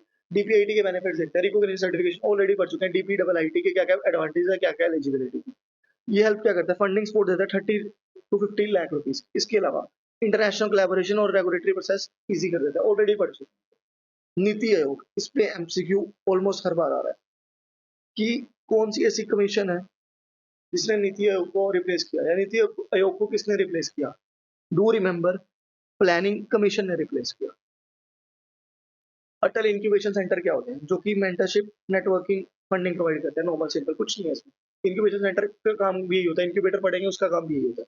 Tinkering labs क्या होते हैं? इनका फोकस होता है स्कूल्स पे, यंग एज में एंटरप्रेन्योरशिप सिखा देना। अटल कम्युनिटी इनोवेशन सेंटर का फोकस कहाँ होता है? इनका फोकस होता है rural and semi urban areas पे। तो इस पे एमसीक्यू आता है जो अलग पॉइंट है। तो अटल कम्युनिटी का फोकस हुआ rural and semi urban, tinkering का हुआ entrepreneurship from young age, incubation centre का जनरल जो इंक्यूबेटर काम करता है। सिडबी का फॉर्म क्या क्या है? सबसे पहला इसका पोर्टल है मित्रा पोर्टल। मित्रा क्या होता है? जो मित्र बना दे मतलब कोलैबोरेशन करा दे, मतलब between investor and startup. Make in India soft loan fund for MSME, ये एमएसएमई के लिए लोन प्रोवाइड करते हैं, free short term loans for project and capital expenditure. MSME ताकि मैन्युफैक्चरिंग ज्यादा हो, कैपिटल एक्सपेंडिचर पैसा लगे, उसके लिए लोन प्रोवाइड करते हैं ताकि इकोनॉमी ग्रो करे। तो इसकी फुल फॉर्म आती है हमेशा स्माइल क्या करता है, या स्माइल बताओ किसकी फुल फॉर्म है? ठीक है, तो ध्यान रखना है स्माइल है, SMILE, स्माइल। नेक्स्ट है सिडबी वेंचर कैपिटल फंड। अब वेंचर कैपिटल फंड का तो काम क्या होगा? Equity and quasi equity provide करना, इक्विटी में इन्वेस्ट करता है। नेक्स्ट है national research development corporation, established in 1983। Technology business incubator, incubator आ जाए तो इंक्यूबेटर वाला चैप्टर अभी पढ़ाऊंगा तो रिवाइज करेंगे, तो वो ध्यान रखना। इंक्यूबेटर का काम कुछ नहीं होता, वो हेल्प करता है फंडिंग में, नेटवर्किंग में, रिसोर्सेज प्रोवाइड करने में। ठीक है। एंटरप्रेन्योरशिप डेवलपमेंट प्रोग्राम, इसमें ट्रेनिंग दी जाती है, स्किल्स एंड नॉलेज इंप्रूव करी जाती है। टेक्नोलॉजी ट्रांसफर एंड लाइसेंसिंग, इसमें क्या होता है? मान लो पेटेंट लेना है तो पेटेंट के लिए हेल्प कर देंगे। Licence between research institution, investors and startups. Right. अब इंडियन पेटेंट ऑफिस, जहां एक्चुअली एप्लीकेशन जाती है, वो होता है आईपीओ, इंडियन पेटेंट ऑफिस। सबसे पहले पेटेंट फेलिसिटेशन सेल, जो कि जहां पे एप्लीकेशन जाती है, एग्जामिन होती है, प्रोसिक्यूट होती है और एक मेंटेनेंस के लिए काम करते हैं। Scheme for intellectual property protection, अगर कोई भी स्टार्टअप है, स्टार्टअप को 80% रिबेट मिलती है। कहाँ पे? जब बड़ा, जो कि डीपीआई डबल आईटी रिकॉग्नाइज्ड है। अब रिबेट कितनी थी मैंने ऑलरेडी बताई थी, 80% मिलती है। राइट, ध्यान रखना 80%, 90 पूछेगा, 100 पूछेगा, तो डू मेक श्योर राइट 80। इसके अलावा fast track examination patent for startup, जल्दी एग्जामिनेशन हो जाती है और जल्दी पेटेंट मिल जाता है इनको। नेक्स्ट है कुछ एक्सटर्नल एसोसिएशन एजेंसी, जो कि स्टार्टअप को इंक्यूबेटर जैसी फैसिलिटीज देती है, जैसे रिसोर्सेज प्रोवाइड कर दिए, नेटवर्किंग में हेल्प कर दिया। तो ये सारे इंक्यूबेटर्स के अलग अलग प्रोग्राम्स हैं इनके, जो कि डिटेल में कवर करा हुआ है, लेकिन इतना इंपॉर्टेंट नहीं है। इसकी फुल फॉर्म अच्छे से ध्यान रखना, CII, FCI, असोचम, नोसोचम एंड। ध्यान रखना Indian angel network one of the largest है इंडिया में। नेक्स्ट है एंजल नेटवर्क्स क्या होते हैं? एंजल इन्वेस्टर्स, एंजल नेटवर्क क्या करते हैं? कंपनी इन्वेस्ट करते हैं, बदले में इक्विटी लेके जाते हैं। Invest money in exchange of equity ownership. तो क्या क्या प्रोसेस होता है? सबसे पहले डील सोर्सिंग, सबसे पहले डील देखते हैं कि कौन सी बेस्ट है। अगर इन्हें कोई इन्वेस्टर पिच करने आया, कोई सॉरी स्टार्टअप पिच करने आया, इन्हें लगी वो डील बढ़िया, तो उसका कराएंगे ड्यू डिलिजेंस, मतलब चेक करेंगे जो बोल रहा है सही है नहीं है, उसके बेस पे करेंगे इन्वेस्टमेंट करके उसको मॉनिटर करेंगे कि काम भी कर रहा है नहीं कर रहा उस पर। ठीक है। नेक्स्ट है most of the prominent angel investors in India. इस पे एमसीक्यू क्या आता है कि कौन सा इसमें से नहीं है? ध्यान रखना, एक क्वेश्चन में दिया होगा एस्टर वेंचर्स, तो इसमें कहीं भी नहीं आ रहा, तो इसको टिक कर देना।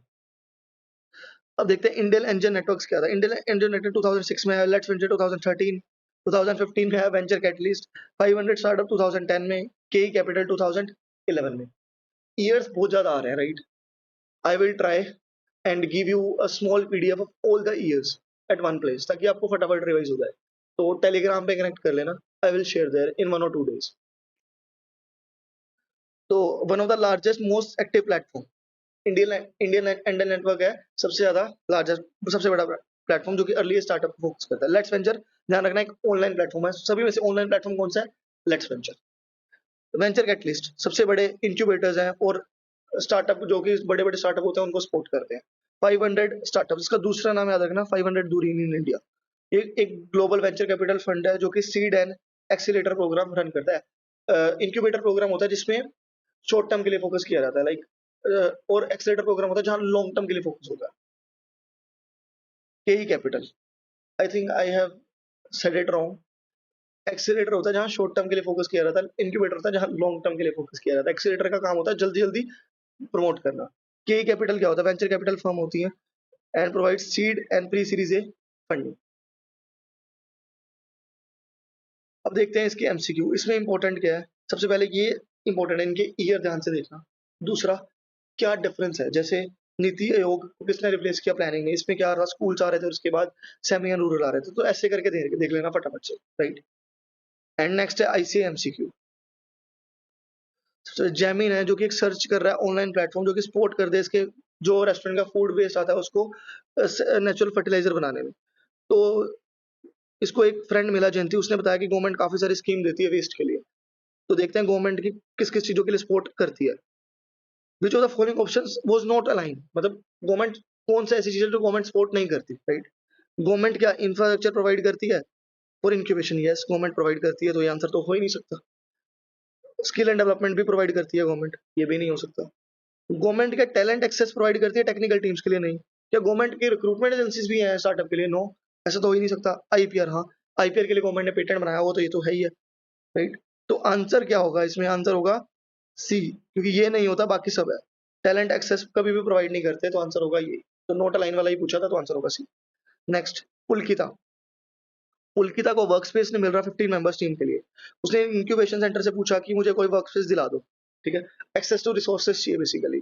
तो कौन हेल्प कर देगा इसके लिए, स्टेट गवर्नमेंट तो कभी भी नहीं करेगी। State government access to resources तो प्रोवाइड ही नहीं करती, गवर्नमेंट तो नेटवर्किंग फंडिंग और ये सब चीजें प्रोवाइड करती है, ना ही सेंटर ना स्टेट, गवर्नमेंट तो आएगी नहीं। को फाउंडर भी नहीं करेगा। इसके अलावा एक्सटर्नल एसोसिएशन जो इंक्यूबेटर का काम करती है, तो इंक्यूबेटर का काम होता है एक्सेस टू रिसोर्सेज दिलाना, तो external association would be the right answer, तो ये नहीं होगा। नेक्स्ट, श्रीवासन एक यूपीएससी का एस्पिरेंट है। उसको एक मॉक इंटरव्यू में पूछा गया कि एंजल इन्वेस्टर्स बहुत बढ़ रहे हैं, क्या कारण है उसका, क्या कारण नहीं हो सकता, would not favour the statement from the interview, right. हाँ, क्या कारण नहीं हो सकता एंजल इन्वेस्टर्स का इंडिया में बढ़ने का, फेवरेबल रेगुलेटरी रिफॉर्म है, इससे तो बढ़ेंगे। Greater access to high interest rate, high interest rate, क्या एंजल इन्वेस्टर लोन देता है, नहीं, एंजल इन्वेस्टर तो इक्विटी लेता है ना, बदले में पैसे लेके जाता है, तो इंटरेस्ट तो हो ही नहीं सकता, तो ये तो फेवर कर ही नहीं, इंटरेस्ट रेट थोड़ी देख के आएगा, वो तो देखेगा कंपनी कैसे ग्रो कर रही है। इसके अलावा और भी देख लेते हैं फटाफट, तो मतलब ये नहीं हो सकता, तो मतलब आंसर तो यही होगा ना, ये नहीं हो सकता, तो आंसर यही है। और पूछा गया नॉट फेवर वाला। ऑनलाइन प्लेटफॉर्म बढ़ रहे हैं, इस वजह से एंजल इन्वेस्टर्स आ रहे हैं, राइट। आई इसी वजह से रहे हैं, पर ये आंसर नहीं है। सक्सेस स्टोरी ऑफ यूनिकॉर्न की वजह से आ रहे हैं, राइट, तो answer would be B. Last, एक गेमिंग कंपनी है जॉर्बिंग, उसको एक सपोर्ट चाहिए गवर्नमेंट से ताकि वो फटाफट से लॉन्च कर दे अपना ऐप। वो इंस्टीट्यूशन देख रहे हैं कि जो स्टार्टअप को एक्सेलरेट करने में हेल्प करे, विच इंस्टीट्यूशन सबसे बेस्ट होगा उनको सपोर्ट करने के लिए, राइट। उनको अपना एक फेयर कम्पिटिटिव एडवांटेज भी अचीव करना है। नीति आयोग, नहीं, नीति आयोग क्यों सपोर्ट करेगा इनको, इनको तो सबसे पहले करना क्या, सबसे पहले वो देखते हैं, स्पीड चाहिए, जल्दी मार्केट में लॉन्च करे और फेयर कम्पिटिटिव एडवांटेज मिले, राइट। इंडियन पेटेंट ऑफिस हो सकता है, सिड भी लोन दे देगा इनको, राइट, पर लेकिन इनको सपोर्ट तो गवर्नमेंट से चाहिए ना। नेशनल रिसर्च डेवलपमेंट कॉर्पोरेशन, नहीं, तो आंसर होगा पेटेंट ऑफिस। अगर वो अपने आइडिया को पेटेंट करवा लेंगे तो मार्केट रिसर्च जल्दी में होगा और कंपटीटिव एडवांटेज मिलने के चांसेस है। अगर पेटेंट नहीं करवाया तो कल को जाके कोई भी दूसरा ब्रांड लेके आ सकता है, तो लॉस हो सकता है, तो आंसर वुड बी बी। तो ये थे, यहाँ तक था कंप्लीट चैप्टर 5। नेक्स्ट चैप्टर है चैप्टर 6, स्टार्टअप फंडिंग। हम देखते हैं कि फंडिंग कहाँ कहाँ से मिल सकती है और कहाँ कहाँ फंडिंग का यूज होने वाला है। तो फंडिंग के टाइप्स अलग अलग होते हैं, या तो इक्विटी, डेट या फिर ग्रांट्स। अलग अलग टाइप है। इक्विटी में तो ओनरशिप जाती है, selling a portion of company equity. Debt तो एक बोरिंग है इंटरेस्ट के साथ, और ग्रांट्स एक फाइनेंशियल असिस्टेंस है नेचर। अब इक्विटी की तो कोई रीपेमेंट होती ही नहीं है क्योंकि शेयर्स में इन्वेस्ट कर रहे हो, लेकिन डेट में तो टाइम बाउंड रीपेमेंट होती है इंटरेस्ट के साथ। ग्रांट्स की रीपेमेंट नहीं होती, अगर कंडीशंस फुलफिल नहीं हुई है तो रीपे करना पड़ेगा। रिस्क, अगर देखा जाए फाइनेंसर, मान लो अगर जो इक्विटी में इन्वेस्ट कर रहा है उसके लिए क्या रिस्क है, उसके लिए इन्वेस्टमेंट का रिस्क है। स्टार्टअप में कोई गारंटी नहीं है पैसे वापस आएंगे नहीं, डूब गया स्टार्टअप तो पैसे गए। स्टार्टअप के लिए क्या रिस्क है, अपनी ओनरशिप इक्विटी देनी पड़ेगी, तो उसके लिए वो रिस्क है। फाइनेंसर के लिए क्या रिस्क है, डेट के केस में no control over the business operation, अगर बिजनेस ना चला तो डेट भी जा सकता है, लेकिन स्टार्टअप को अपने एक एसेट गिरवी रखना पड़ेगा, राइट, वो रिस्क है। ग्रांट्स में क्या रिस्क होता है कि हम ऑब्जेक्टिव ना मीट कर पाए ग्रांट के। जैसे गवर्नमेंट ने ऑब्जेक्टिव रहा कि पोल्यूशन कम करना है, पोल्यूशन कम ही नहीं कर पाए, तो फाइनेंसर के लिए रिस्क है, गवर्नमेंट के लिए रिस्क है। स्टार्टअप के लिए क्या रिस्क है, ग्रांट ना मिलना एक रिस्क है, राइट। तो ये कुछ डिफरेंसेस इक्विटी के, डेट के और ग्रांट्स के, आपको इजीली वैसे समझ आ जाएंगे, इजी है, एक कॉमन सेंस से भी फटाफट से देख लेते हैं एक बार। थ्रेशोल्ड ऑफ कमिटमेंट, इसमें लेसर प्रेशर होता है, प्रीपेमेंट का थोड़ा कम प्रेशर होता है, लेकिन इसमें प्रेशर ज्यादा होता है, इसीलिए टाइमलाइन पे अडर करने की लिमिट भी ज्यादा है। ग्रांट्स अलग अलग माइलस्टोन जो आते हैं, अगर इतना माइलस्टोन अचीव हो गया तो और रिलीज हो जाएगी, और अचीव हो गया तो और आ जाएंगी। तो माइलस्टोन अचीव करने का प्रेशर रहेगा ही रहेगा।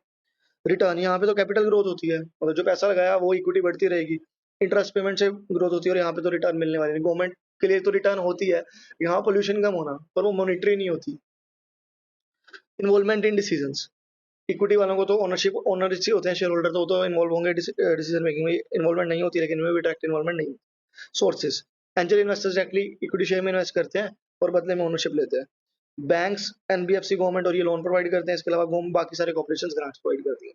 तो ये थे कुछ पॉइंट्स इक्विटी, डेट और ग्रांट्स के, ये ऑलरेडी आपने बहुत बारी पढ़े हुए हैं, तो काफी इजी है। एमसीक्यू यहाँ से आता है, stage and sources of startup funding.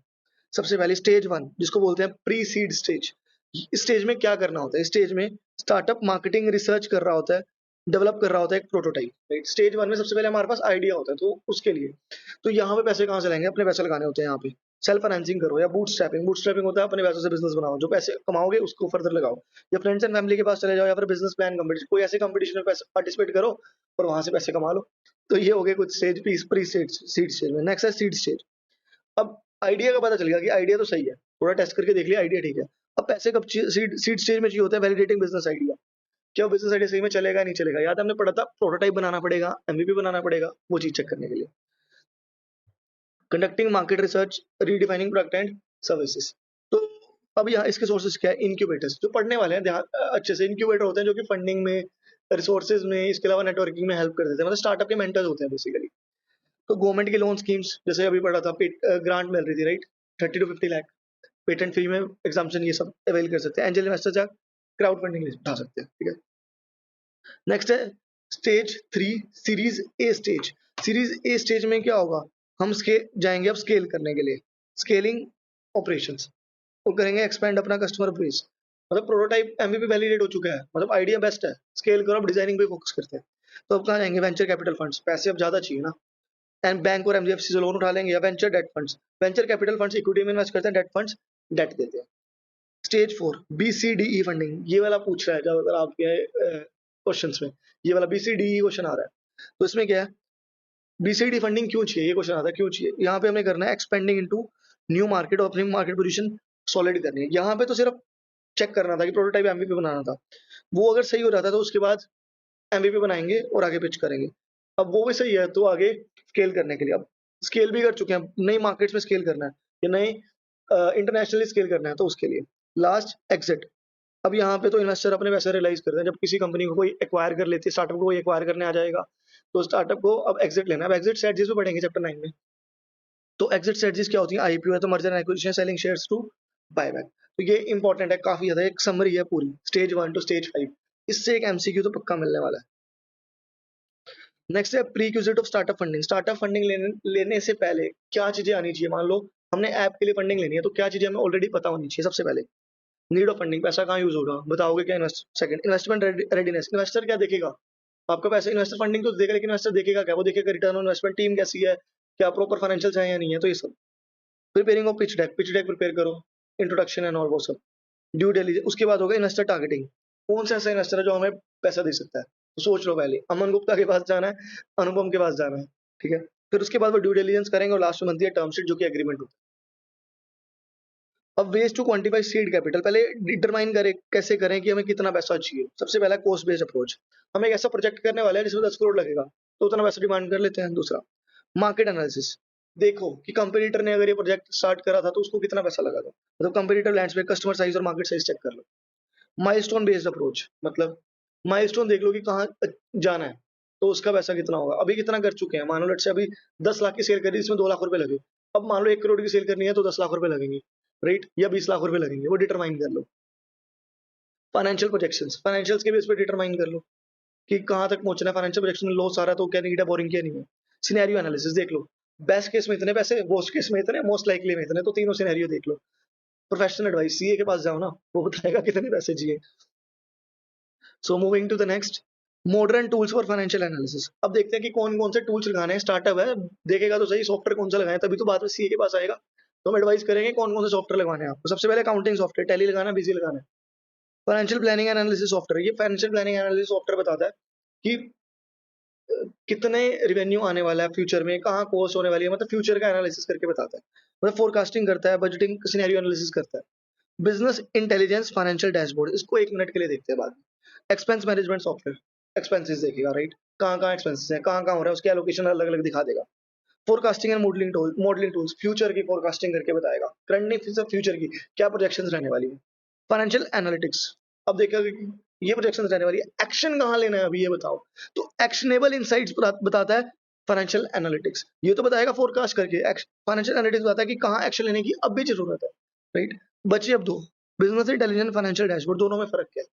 Financial dashboards और बिजनेस इंटेलिजेंस बिजनेस की सारी ओवरव्यू पिक्चर दे देते हैं। आपका आज का रेवेन्यू इतना, आज की कॉस्ट ये, कस्टमर का डाटा ये, सब कुछ ये। अगर फाइनेंस डेटा दे रहे हैं खाली तो फाइनेंशियल डैशबोर्ड आएगा, रियल टाइम में प्रोवाइड करते हैं दोनों। बिजनेस इंटेलिजेंस फाइनेंशियल डेटा भी देते हैं और कस्टमर डेटा, बाकी सारे डेटा भी प्रोवाइड करते हैं, राइट। तो ये थे complete modern tools for financial analysis. तो इससे पूछ सकता है कि कौन सा टूल है। ऑलरेडी एक एमसीक्यू बिजनेस इंटेलिजेंस को पूछा भी हुआ उससे। नेक्स्ट है टर्म शीट। टर्म शीट में आता है की टर्म्स एंड कंडीशंस, राइट। क्या क्या टर्म्स एंड कंडीशन एग्री कर रहे हैं इन्वेस्टर और स्टार्टअप, ये बाइंडिंग नहीं होती, लेकिन इन्वेस्टर एग्रीमेंट पढ़ेंगे वो बाइंडिंग होता है। तो क्या क्या आता है, सबसे पहले इंट्रोडक्शन एंड समरी, कौन कौन पार्टीज हैं, कौन कौन इन्वेस्टर है, वो आ जाएगा।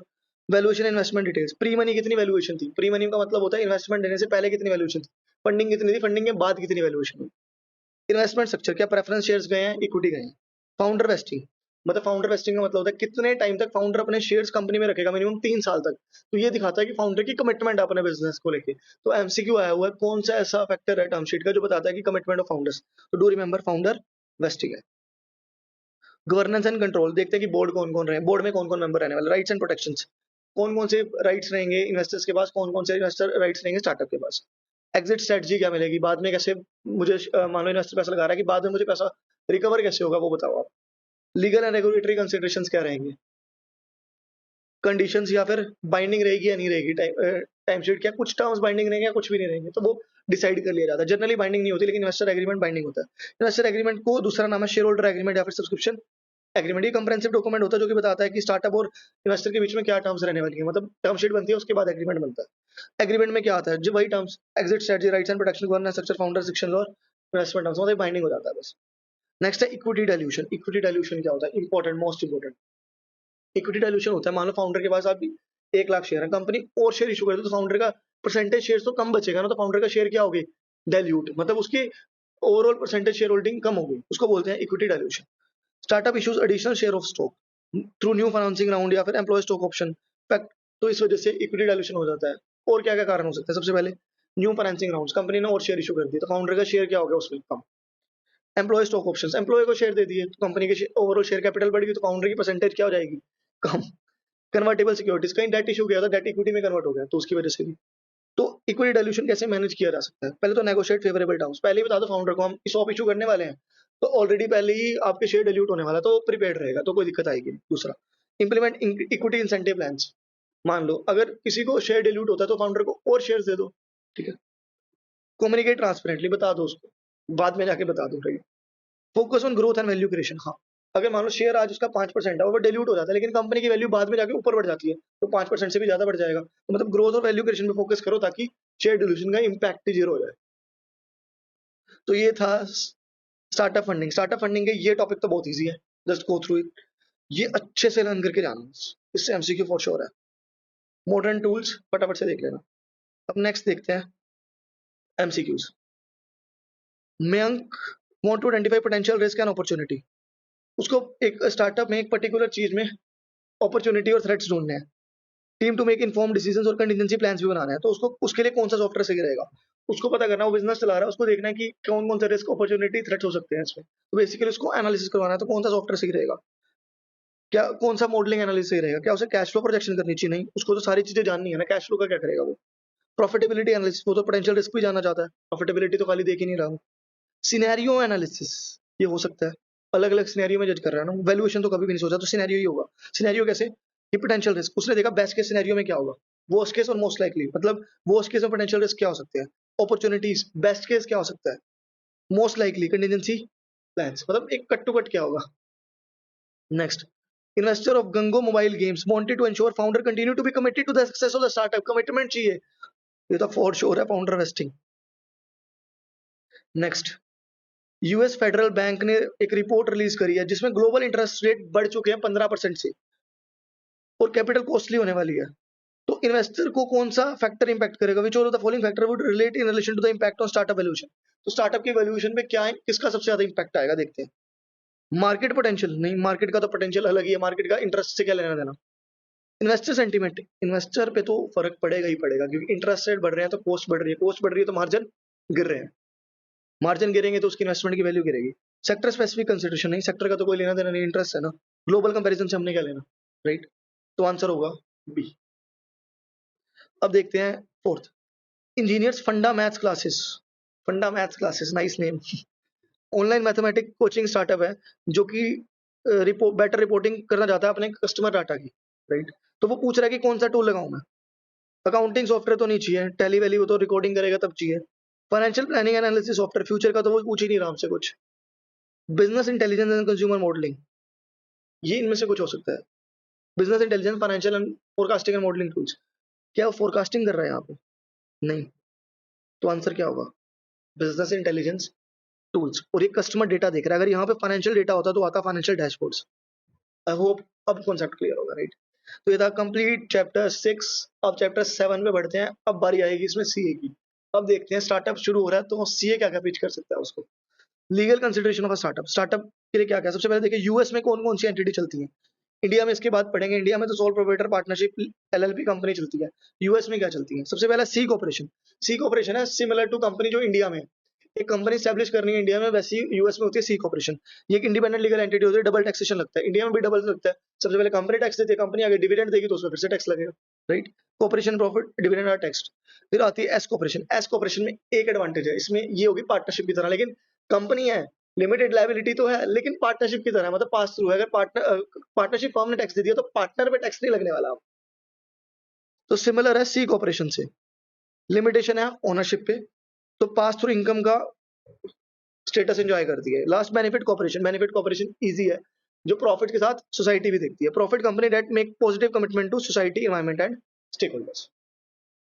नेक्स्ट अब देखते हैं सोल प्रोप्राइटरशिप, पार्टनरशिप, एलएलपी और कंपनी में क्या फर्क होता है। बहुत इजी। फॉर्मेलिटी वाइज देखें, सबसे ज्यादा पेपर वर्क चाहिए एलएलपी में और कंपनी में, लेकिन सोल प्रोप्राइटरशिप में और पार्टनरशिप में पेपर वर्क कम होता है, लेकिन पार्टनरशिप में फिर भी पार्टनरशिप रीड बनती है, right. Liabilities, sole proprietor personal liable होता है, ये भी पर्सनल लायबल होता है, इनकी लायबिलिटी नहीं होती है। Next, expansion aspirations.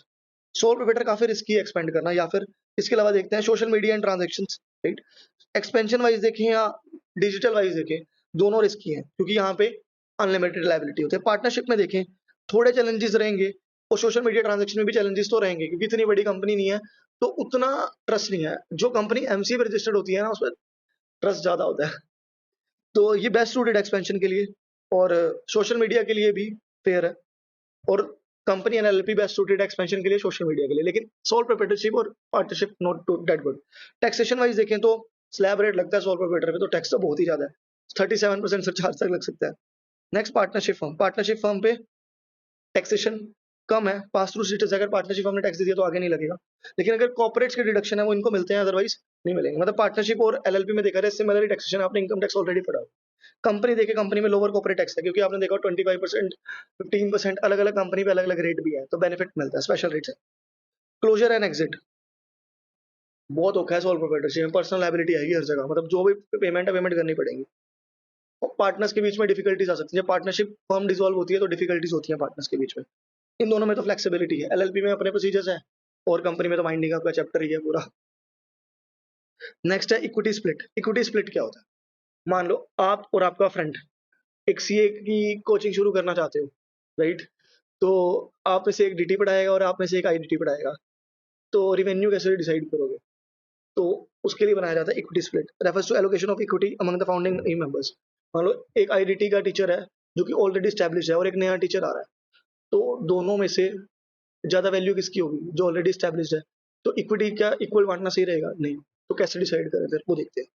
Assess contribution, देखो कि किसका कितना कितना कंट्रीब्यूशन है, रिवेन्यू कौन ज्यादा लेके आ रहा है। वैल्यू प्रोपोजिशन, दोनों में यूनिकनेस क्या है। नेगोशिएशन एंड डिस्कस, आप आपस में डिस्कस कर लो। Use equity splitting tools, tools use करो, वहां पे अपडेट करते रहो, आज मैंने इतने लेक्चर लिए, ये लिए, इससे इतना रेवेन्यू है, तो वो बता देगा कि किसका ज्यादा कंट्रीब्यूशन है, तो उसके हिसाब से इक्विटी डिसाइड हो जाएगी। तो इसके लिए मॉडल यूज होता है स्लाइसिंग पाई मॉडल, एंड ये एमसीक्यू में, एक्चुअल एमसीक्यू में पूछ रहा है आईसी, तो do remember this. Next formalise agreements, agreements बना लो उसके बाद। इक्विटी स्प्लिट के क्या क्या फायदे हैं, इंसेंटिव दोनों को क्लियर कट पता रहेगा और पता रहेगा कहां तक पहुंचना है, रिटेंशन में हेल्प मिलेगी, टैलेंट अट्रैक्शन, इन्वेस्टर का कॉन्फिडेंस बढ़ेगा क्योंकि ऑलरेडी लड़ाइयां नहीं होंगी ना, तो कंपनी ग्रोथ पे जाएगी। Things to consider while deciding equity split, क्या क्या चीजें देखनी चाहिए, फ्यूचर डाइल्यूशन, फ्यूचर में डाइल्यूशन तो नहीं होगा, डाइल्यूशन होगा तो क्या स्टेक रहेगा, वेस्टिंग कितने टाइम पीरियड तक ब्लॉक रहेगा शेयर, फाउंडर वेस्टिंग तरह से, एग्जिट सिनेरियो, बाद में जाकर अगर किसी को छोड़ना पड़ जाए तो एग्जिट क्या रहेगा, लीगल एंड टैक्स इंप्लीकेशन, बाद में टैक्स कैसा आएगा, तो पहले ही प्लान करके चलो, सीए हायर करके चलो, ताकि बाद में बता दे कि टैक्सेशन क्या रहने वाला है। नेक्स्ट है इक्विटी वेस्टिंग, इक्विटी वेस्टिंग क्या होता है, टाइम पीरियड जहां तक शेयर्स ब्लॉक रहते हैं, राइट, मतलब तब बेच नहीं सकते। Ownership is granted gradually over period of time known as vesting period, मतलब 1 साल बाद कुछ शेयर मिल जाएंगे, 2 साल बाद अगले, 3 साल बाद अगले, 1 साल साथ शेयर नहीं देंगे क्योंकि आप छोड़ के चले गए फिर, ठीक है। तो बेनिफिट्स क्या है, मिटिगेट हो जाता है रिस्क, टीम वर्क होगा, स्मूथ ट्रांजिशन है, काफी इजी है। नेक्स्ट है इसोप, इसोप क्या होता है, एम्प्लॉयज को शेयर मत देना, सिर्फ राइट दे देना कि फ्यूचर में आपको शेयर मिल जाएंगे मार्केट प्राइस से कम पे, right to purchase shares at predetermined price. Benefits easy है, अट्रैक्शन होगा, रिटेंशन होगा, मोटिवेशन मिलेगा उनको। क्या चीजें देखनी चाहिए इसोप लगाते हुए, कंप्लायंस तो नहीं लग रहा, इक्विटी एलोकेशन कितनी कितनी इक्विटी जाएगी, और बाद में लेट्स से इक्विटी गई भी, फाउंडर नाराज तो नहीं हो जाएगा ना, मतलब या इन्वेस्टर नाराज तो नहीं हो जाएगा ना। वेस्टिंग शेड्यूल क्या रहेगा, कब कब वेस्ट होंगी ये, कंपनी की वैल्यूएशन पे क्या इंपैक्ट आएगा बाद में, कम्युनिकेशन एजुकेशन है, बताना भी तो पड़ेगा इस वक्त होता क्या एम्प्लॉय को, वो पता ही नहीं क्या शेयर शेयर बोली जा रहे हो, ठीक है। तो ये थे कुछ प्रोसेसेस जो इंपॉर्टेंट है लीगल पर्सपेक्टिव से। नेक्स्ट देखते हैं क्या है, इजी है काफी, पेटेंट, पेटेंट इन्वेंशन के लिए होता है, right, and copyright original works के लिए होता है, साइन डिजाइन और एक्सप्रेशन के लिए होता है, ट्रेडमार्क। पेटेंट जनरली 20 ईयर्स के लिए होता है, कॉपीराइट मान लो मैंने नोट्स का कॉपीराइट लिया एंड मेरे मरने के 70 साल तक ये कॉपीराइट रहेगा, तो मतलब क्रिएटर का लाइफ टाइम प्लस 70 ईयर्स तक। अब इस पे एमसीक्यू आता है, how to register a patent. सबसे पहले मॉड्यूल में तो एमसीक्यू दिया, पहला स्टेप क्या है, पहला स्टेप तो यही है, सबसे पहले देखो कि पेटेंट की एलिजिबिलिटी क्या है, क्या पेटेंट एलिजिबल है भी है या नहीं है, क्या उसको पेटेंट करवा सकते हो नहीं करवा सकते, कहीं ट्रेडमार्क की कैटेगरी में तो नहीं जा रहा वो। अगर एलिजिबल है तो चेक करो कि पेटेंट उसका कोई नाम अवेलेबल है या नहीं है, नाम अवेलेबल है तो एप्लीकेशन फाइल करो, एप्लीकेशन प्रिपेयर करो, फाइल करो सॉरी, वो एग्जामिन करी जाएगी, एग्जामिन करने के बाद, एग्जामिन करी जाएगी, उसके बाद अगर उन्हें कोई इन्फॉर्मेशन की जरूरत है तो वो मांग सकते हैं आपसे 48 months from the date of filing date. उसके बाद एग्जामिनेशन होगी, पेटेंट मिल जाएगा, मेंटेनेंस रिन्यूअल एंड एनफोर्समेंट, उसके बाद आप चलाते रहो उसको, अगर कोई प्रॉब्लम्स आती हैं तो केस कर दो, कोई और यूज कर रहा है तो इसमें एमसीक्यू क्या होता है, सबसे पहले मॉड्यूल में तो यही एमसीक्यू दिया हुआ है, सबसे पहला स्टेप क्या होता है, लेकिन अगर आपसे ना स्टेप पूछ सकता है, मान लो ये फर्स्ट स्टेप पे सीक्वेंस में अरेंज करो, 1 ABCD पे क्या आएगा, तो इस पे एमसीक्यू आने की पॉसिबिलिटी ज्यादा है। अब देखते हैं इसके एमसीक्यू। फाल्गुनी वेंचर्स है, एक वीसी फर्म है जो कि सोशल मीडिया फाउंडर्स को इसॉप ऑफर कर रही है, फाउंडर लेकिन चाहते नहीं कि ये चीज हो। कौन सा टैलेंट मैट्रिक्स है जो कि फेवरेबल होगा फाल्गुनी वेंचर्स के लिए, अट्रैक्शन, ये तो फायदा ही है, रिटेंशन, मोटिवेशन है, तीनों तो बेनिफिट है, तो डाइल्यूशन ही तो हुआ, राइट। तो आंसर क्या होगा इसका, आंसर होगा डाइल्यूशन। नेक्स्ट देखते हैं, निशिता ऑन व्हील्स एक doorstep bakery breakfast delivery startup में है, जो कि एंटिटी सोच रही है कि कौन सी बनाई जाए, तो इसको क्या क्या चीजें देखनी चाहिए डिसीजन लेते time, asset allocation to the entity form, breakfast delivery में एसेट क्या लगा रहे हो, कुछ भी नहीं होगा इसमें तो, ग्लोबल मैक्रो इकोनॉमिक फैक्टर्स, इसके लिए कोई लेने देना नहीं है क्योंकि तो इंडिया में ही सेल कर रही है व्हील्स पे, social media and e commerce, क्योंकि इसको क्या करना है, डोर स्टेप ब्रेकफास्ट डिलीवरी करनी है, तो ऐप तो चाहिए होगा ना, मतलब जैसे होम सर्विसेज होती है, जोमेटो है, तो इस केस में तो मेजर ही है social media and e commerce transaction. सबसे पहले इसके लिए क्राइटेरिया होगा सोशल मीडिया देखना, उसके बेस पे डिसाइड करना, एज ऑफ मार्केटिंग तो हर किसी में चल जाता है। नेक्स्ट, समीर एंड करण दो को फाउंडर्स हैं और होम अप्लायंस का स्टार्टअप करना चाहते हैं, वो इवेल्युएट कर रहे हैं क्या यूनिक वैल्यू प्रोपोजिशन है जो हम स्टार्टअप पे लेके आ सकते हैं, तो ये इवेल्युएशन कहाँ यूज होता है, वो देख रहे हैं कि दोनों में से कौन ज्यादा यूनिक वैल्यू प्रोपोजिशन लेके आ रहा है, तो ये कहाँ यूज होता है, एक कॉन्सेप्ट पढ़ा था, यूनिक वैल्यू प्रोपोजिशन डिसाइड होता है इक्विटी स्प्लिट में, तो answer would be deciding the equity split. Term sheet बनाना, पिच टैग बनाना, ये सब के लिए तो काम ही नहीं होता, तो आंसर होगा deciding the equity split. Next, कौन सा रजिस्ट्रेशन ऐसा है जो बेनिफिशियल है स्टार्टअप के लिए गवर्नमेंट असिस्टेंस या कॉन्ट्रैक्ट्स लेने के लिए?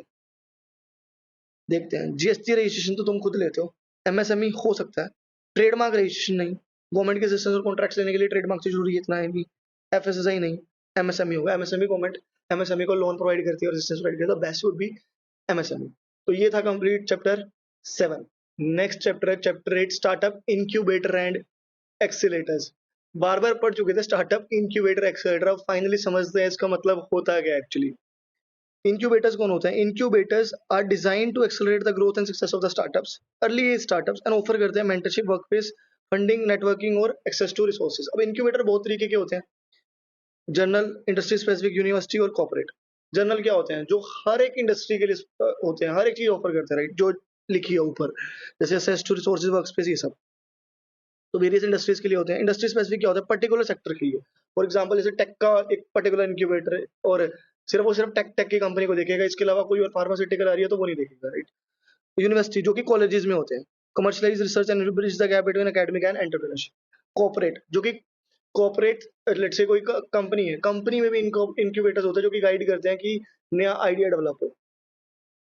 सर्व as a way of cooperation to invest in collaborate with the startup, मतलब कोऑपरेशन को स्टार्टअप से मिलवाते हैं, लाइक किसी कंपनी को स्टार्टअप में इन्वेस्ट करना तो उनको डील करवाने में हेल्प करते हैं। इसके अलावा इमर्जिंग ट्रेंड इंक्यूबेटर्स, कौन कौन से इंक्यूबेटर्स आजकल चल रहे हैं? वर्चुअल इंक्यूबेटर, वर्चुअल इंक्यूबेटर्स कौन से होते हैं? ऑनलाइन सर्विसेज, ठीक है।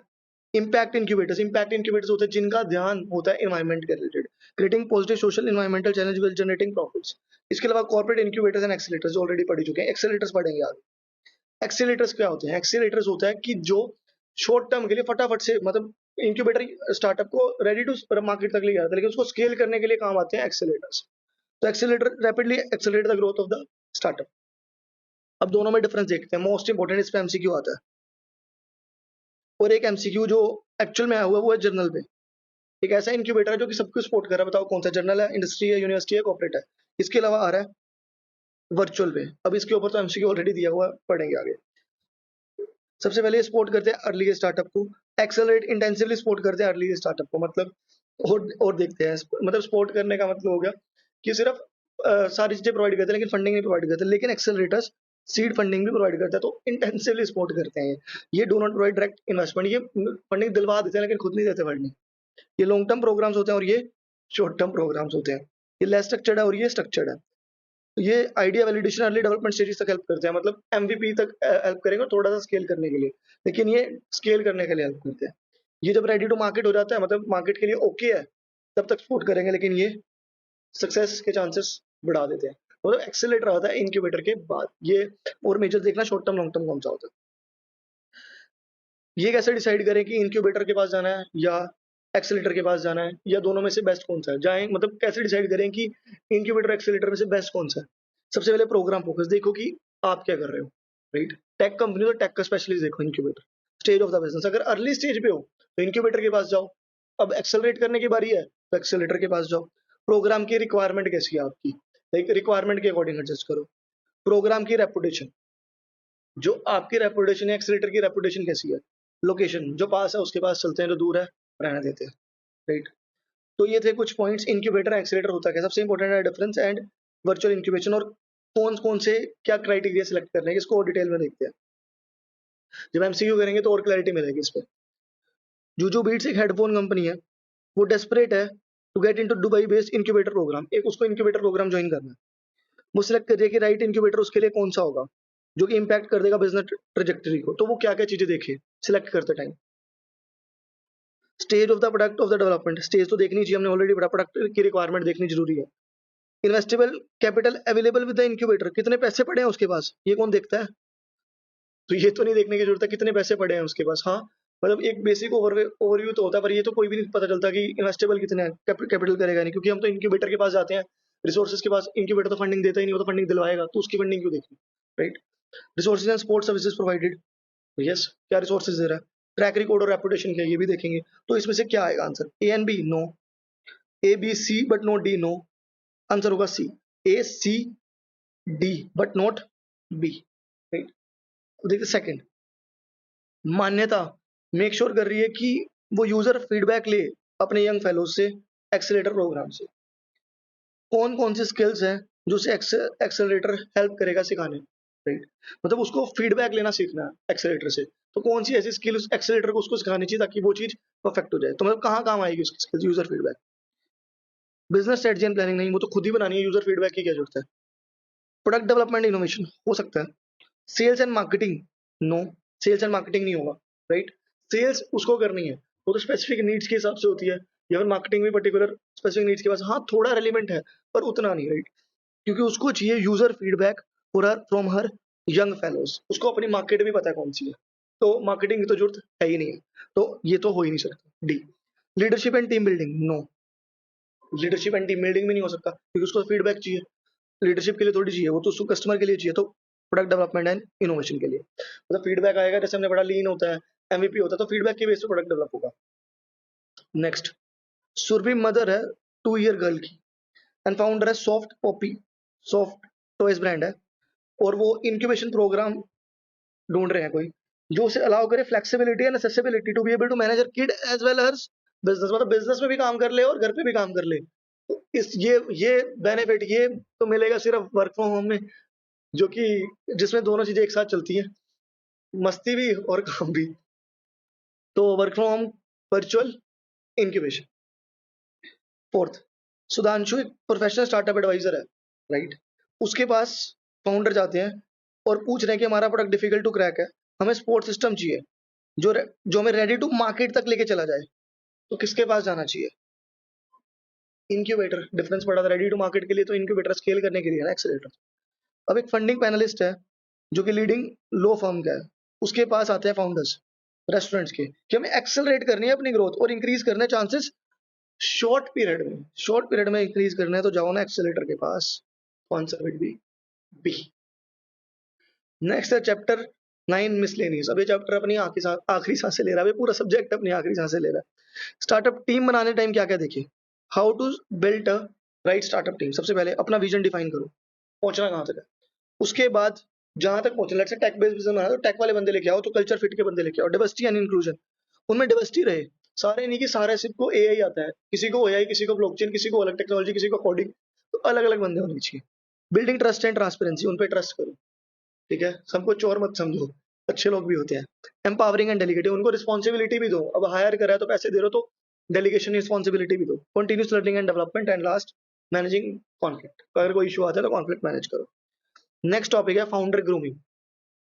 फाउंडर लेट से बोट के फाउंडर अमन गुप्ता, तो वो अपने आप को क्यों प्रमोट करने हैं? अभी वो लास्ट कपिल शर्मा शो पे भी आए थे, तो वो अपने उनको प्रमोट क्यों कर रहे हैं? क्योंकि इनडायरेक्टली उनका बोट ब्रांड प्रमोट होता है, इसीलिए फाउंडर ग्रूमिंग इंपॉर्टेंट है। Shape the trajectory of the startup through the public image and interaction. अब फाउंडर ग्रूमिंग होती कैसे? पीआर एजेंसीज क्या क्या हेल्प करती हैं पर्सनल ब्रांड बनाने के लिए? क्रेडिबिलिटी, क्रेडिबिलिटी ज्यादा स्टैब्लिश होती है, राइट? रेपुटेशन और ग्रोथ एंड विजिबिलिटी तो आएगी जब इतनी क्रेडिबिलिटी होगी, इतना नॉन होगा, रीच बढ़ेगी। नेक्स्ट है स्टार्टअप कम्युनिटी। दो कॉन्सेप्ट पढ़ चुके हैं ऑलरेडी। पहला कि स्टार्टअप टीम हायर करते करते टाइम क्या ध्यान रखना चाहिए, इससे एमसीक्यू आता है कि कौन सी स्टेज है, right? Founder grooming. Next startup community. Third, startup community help करता है कि सारे स्टार्टअप को एक साथ बुलाना ताकि सबको बेनिफिट्स मिल पाए। तो क्या क्या चीजें ध्यान रखनी है स्टार्टअप कम्युनिटी ज्वाइन करते टाइम? अगर किसी भी कम्युनिटी में जाते हो, लेट्स से आर्टिकलशिप में जा रहे हो, तो पता होना चाहिए ना क्या क्या होता है वहां पे। तो ऐसी स्टार्टअप में ज्वाइन करो तो उन्हें भी पता होना चाहिए क्या क्या होता है। सबसे पहले familiarize yourself with tech startup jargon, right? Startup की टर्म्स पता होनी चाहिए। रिसर्च इंडस्ट्री ट्रेंड्स, इंडस्ट्री में क्या क्या चल रहा है वो पता होना चाहिए। नेटवर्किंग स्किल्स आनी चाहिए इनको। एलिवेटर पिच तैयार रखो और पर्सनल ब्रांड बनाते रहो ताकि रीच जल्दी मिले, राइट? नेक्स्ट एग्जिट स्ट्रेटजीज, इससे एमसीक्यू आना फॉर श्योर है। क्या क्या एग्जिट स्ट्रेटजी है फाउंडर के पास? सबसे पहले तो एक्विजिशन। अगर मान लो एक स्टार्टअप बना, स्टार्टअप को कोई बड़ी कंपनी एक्वायर करके ले जाए, तो इन्वेस्टर को तो पैसे मिल ही जाएंगे। आईपीओ, कंपनी जाए आईपीओ के लिए, सबसे आईपीओ के लिए जाने के लिए प्रोसेस स्टार्ट होता है, सबसे पहले अंडरराइटर को ढूंढा जाता है जो कि डॉक्यूमेंट्स बनाएगा। इस पे एमसीक्यू आया हुआ ऑलरेडी, जो कि डॉक्यूमेंट्स बनाएगा, डॉक्यूमेंट्स बना के वो जाएगा सेबी के पास आईपीओ स्टेटमेंट फाइल करने के लिए। इस टाइम पे कंपनी में लग जाता है क्वाइट पीरियड। क्वाइट पीरियड क्या होता है? जब कंपनी और अंडरराइटर अपने शेयर बेचने लग जाते हैं इन्वेस्टर्स को, राइट? तो ये है कुछ प्रोसेस आईपीओ का। नेक्स्ट है सेकेंडरी सेल। सेकेंडरी सेल क्या होता है कि अनदर प्राइवेट इन्वेस्टर को अपनी कंपनी बेच दो, राइट? कोई इन्वेस्टर आया, वो पूरी कंपनी एक्वायर करना चाहता है, उसको बेच दो, क्या दिक्कत है? मर्जर, जब दो कंपनीज मिल जाती हैं उसको बोलते हैं merger, right? Management buyout, existing management ने ही कंपनी का बिजनेस खरीद लिया कि हमें दे दो, फाउंडर तुम छोड़ो हम चलाते हैं, राइट? ये हो गया मैनेजर बायआउट। लिक्विडेशन, कंपनी बंद होगी तो पैसा तो मिल ही जाएगा लास्ट में, जैसे जो प्रोसीजर होता है वाइंडिंग अप का उस प्रोसीजर के अकॉर्डिंग। तो ये थे कुछ एग्जिट स्ट्रेटजीज। अब देखते हैं इस चैप्टर के एमसीक्यूज। जागो digital torch light brand, light वाला, वो माना जाता है स्टार्टअप कम्युनिटी के लिए बहुत ही पॉपुलर है वो, ठीक है। क्या उसे चीज आनी चाहिए इसके अलावा स्टार्टअप कम्युनिटी ज्वाइन करते टाइम? वो बहुत ही पहले पॉपुलर है तो देखते हैं क्या चीज। फैमिलाइज योरसेल्फ विद टेक्निकल जैगरन, राइट, वो पहले स्टार्टअप ब्रांड लेके बैठा है।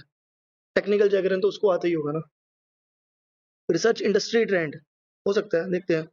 डेवलप नेटवर्किंग स्किल्स, जरूरत ही नहीं है क्योंकि ऑलरेडी ही वो पॉपुलर इतना है, तो नेटवर्किंग तो उसको ऑलरेडी हो क्योंकि उसको खुद ही अप्रोच करेंगे लोग। Build a personal brand, personal brand तो ऑलरेडी है ना, इतना पॉपुलर है तो। आंसर क्या है? Research industry trends. दोबारा पढ़ते हैं इसको। एक फाउंडर ब्रांड है, उसको ना वैल्यू कंट्रीब्यूशन करनी है, to add a lot of, वो वैल्यू कंट्रीब्यूशन ऐड करनी है अपने ब्रांड्स में और वो कन्वर्सेशन करना चाहता है, तो उसको ना इंडस्ट्री ट्रेंड जानना बहुत जरूरी है। तो एक एम्बिगियस है पर स्टिल आपको ना एक कॉमन सेंस अप्लाई करनी है, उससे आंसर मिल जाएगा। एक fun and friends water park है, उस going through public crisis, issues चल रहे हैं, और क्योंकि एक वुमन हर्ट हो गई थी वाटर स्लाइड के टाइम पे, क्योंकि नेगेटिव इम्पैक्ट तो जाएगा ही जाएगा। अब पीआर एजेंसी कैसे मैनेज करे इसको? क्या फॉर्म पार्ट नहीं करेगा मिटिगेशन प्लान में? पीआर एजेंसी काफी चीजें काम करेगी इसको रोकने के लिए, लेकिन क्या नहीं होना चाहिए इसमें से? सबसे पहले media relation, right, media relation तो चेक होंगे ही होंगे, मीडिया में तो प्रॉपर इमेज जानी चाहिए। रेपुटेशन मैनेजमेंट तो करना ही पड़ेगा। स्टेक होल्डर एंगेजमेंट होता है, इन्वेस्टर क्रिएटर सबको बताना कि हम सही है। कस्टमर फीडबैक, यहाँ कस्टमर का क्या फीडबैक लोगे कि वाटर स्लाइड हो गया तो आपका क्या फीडबैक है, हम वाटर स्लाइड ठीक कर लें, इसको ऐसे कर लें। जो रेपुटेशन पब्लिकली खराब हो रही है उसको मैनेज करेगी ना, राइट। तो answer would be consumer feedback. Next, Riya एक फाउंडिंग ग्रूमिंग कंसल्टेंट है जो कि डिस्कस कर रही है रोड मैप, मार्केटिंग करनी है उसको मयंक और मुदित की। मयंक और मुदित फाउंडर्स हैं, उनकी मार्केटिंग करनी है, रिया डिस्कस कर रही है उसके रिगार्डिंग। फाउंडर्स ऑफ एचटीओ, क्या ऐसी चीजें जो कि उनके डिस्कशन का पार्ट नहीं बनना चाहिए? तो एक रिया फाउंडर ग्रूमिंग कंसल्टेंट है जो कि मुदित और मयंक को मार्केटिंग करना चाहती है, फाउंडर्स की मार्केटिंग करना चाहती है, तो क्या उन्हें डिस्कस नहीं करना चाहिए? देखते हैं। मयंक एंड मुदित के पास वेरियस स्किल्स होनी चाहिए, ये तो डिस्कस करना ही चाहिए अभी। They understand the monetisation of public relations, ये डिस्कस नहीं करना चाहिए अभी के लिए तो एटलीस्ट, क्योंकि अभी हम डिस्कस कर रहे हैं कि उनकी मार्केटिंग करनी कैसे। मोनेटाइज तो बाद में होगा ना, मार्केटिंग करेंगे उससे जो पैसा आएगा वो भी थोड़ी सोचेंगे। इसके अलावा need to develop effective communication skills, ये भी डिस्कस करना चाहिए। Cultivate a strong personal brand, हाँ उनका ब्रांड बनाना ये भी डिस्कस करना चाहिए। मतलब अभी क्या करना है? अभी एक तो उनके पास काफी स्किल्स होनी चाहिए अपने आप को मार्केटिंग करने की। दूसरा, दे नीड टू डेवलप, उनके पास इफेक्टिव कम्युनिकेशन स्किल्स भी होनी चाहिए। दूसरा, इसके बाद उनका एक पर्सनल ब्रांड होना चाहिए जिससे मार्केटिंग हो पाए। मोनेटाइज तो उससे अपना भी होगा ना, राइट। मोनेटाइजेशन थोड़ी डिस्कस करेंगे पहले करना क्या है, पहला स्टेप क्या लेना है, आप बेस्ट क्या कर सकते हो, राइट। तो answer would be B. Next है बाबू भाई, हैं बाबू भाई, गुजरात के हैं, मार्बल आर्ट का बिजनेस स्टार्ट करा हुआ है 2016 में। स्ट्रगल कर रहे हैं, अब चाहिए पैसे, investment to scale the business, और किसी दोस्त ने बोला कि स्टार्टअप कम्युनिटी ज्वाइन करो, वहां से कुछ हेल्प मिल जाएगी। तो क्या बेनिफिट चाहते हैं स्टार्टअप कम्युनिटी ज्वाइन करके? देखते हैं। क्या इनको एक्सेस टू रिसोर्सेज चाहिए? हाँ, फंडिंग ही चाहिए इनको, रिसोर्सेज में आती है क्या?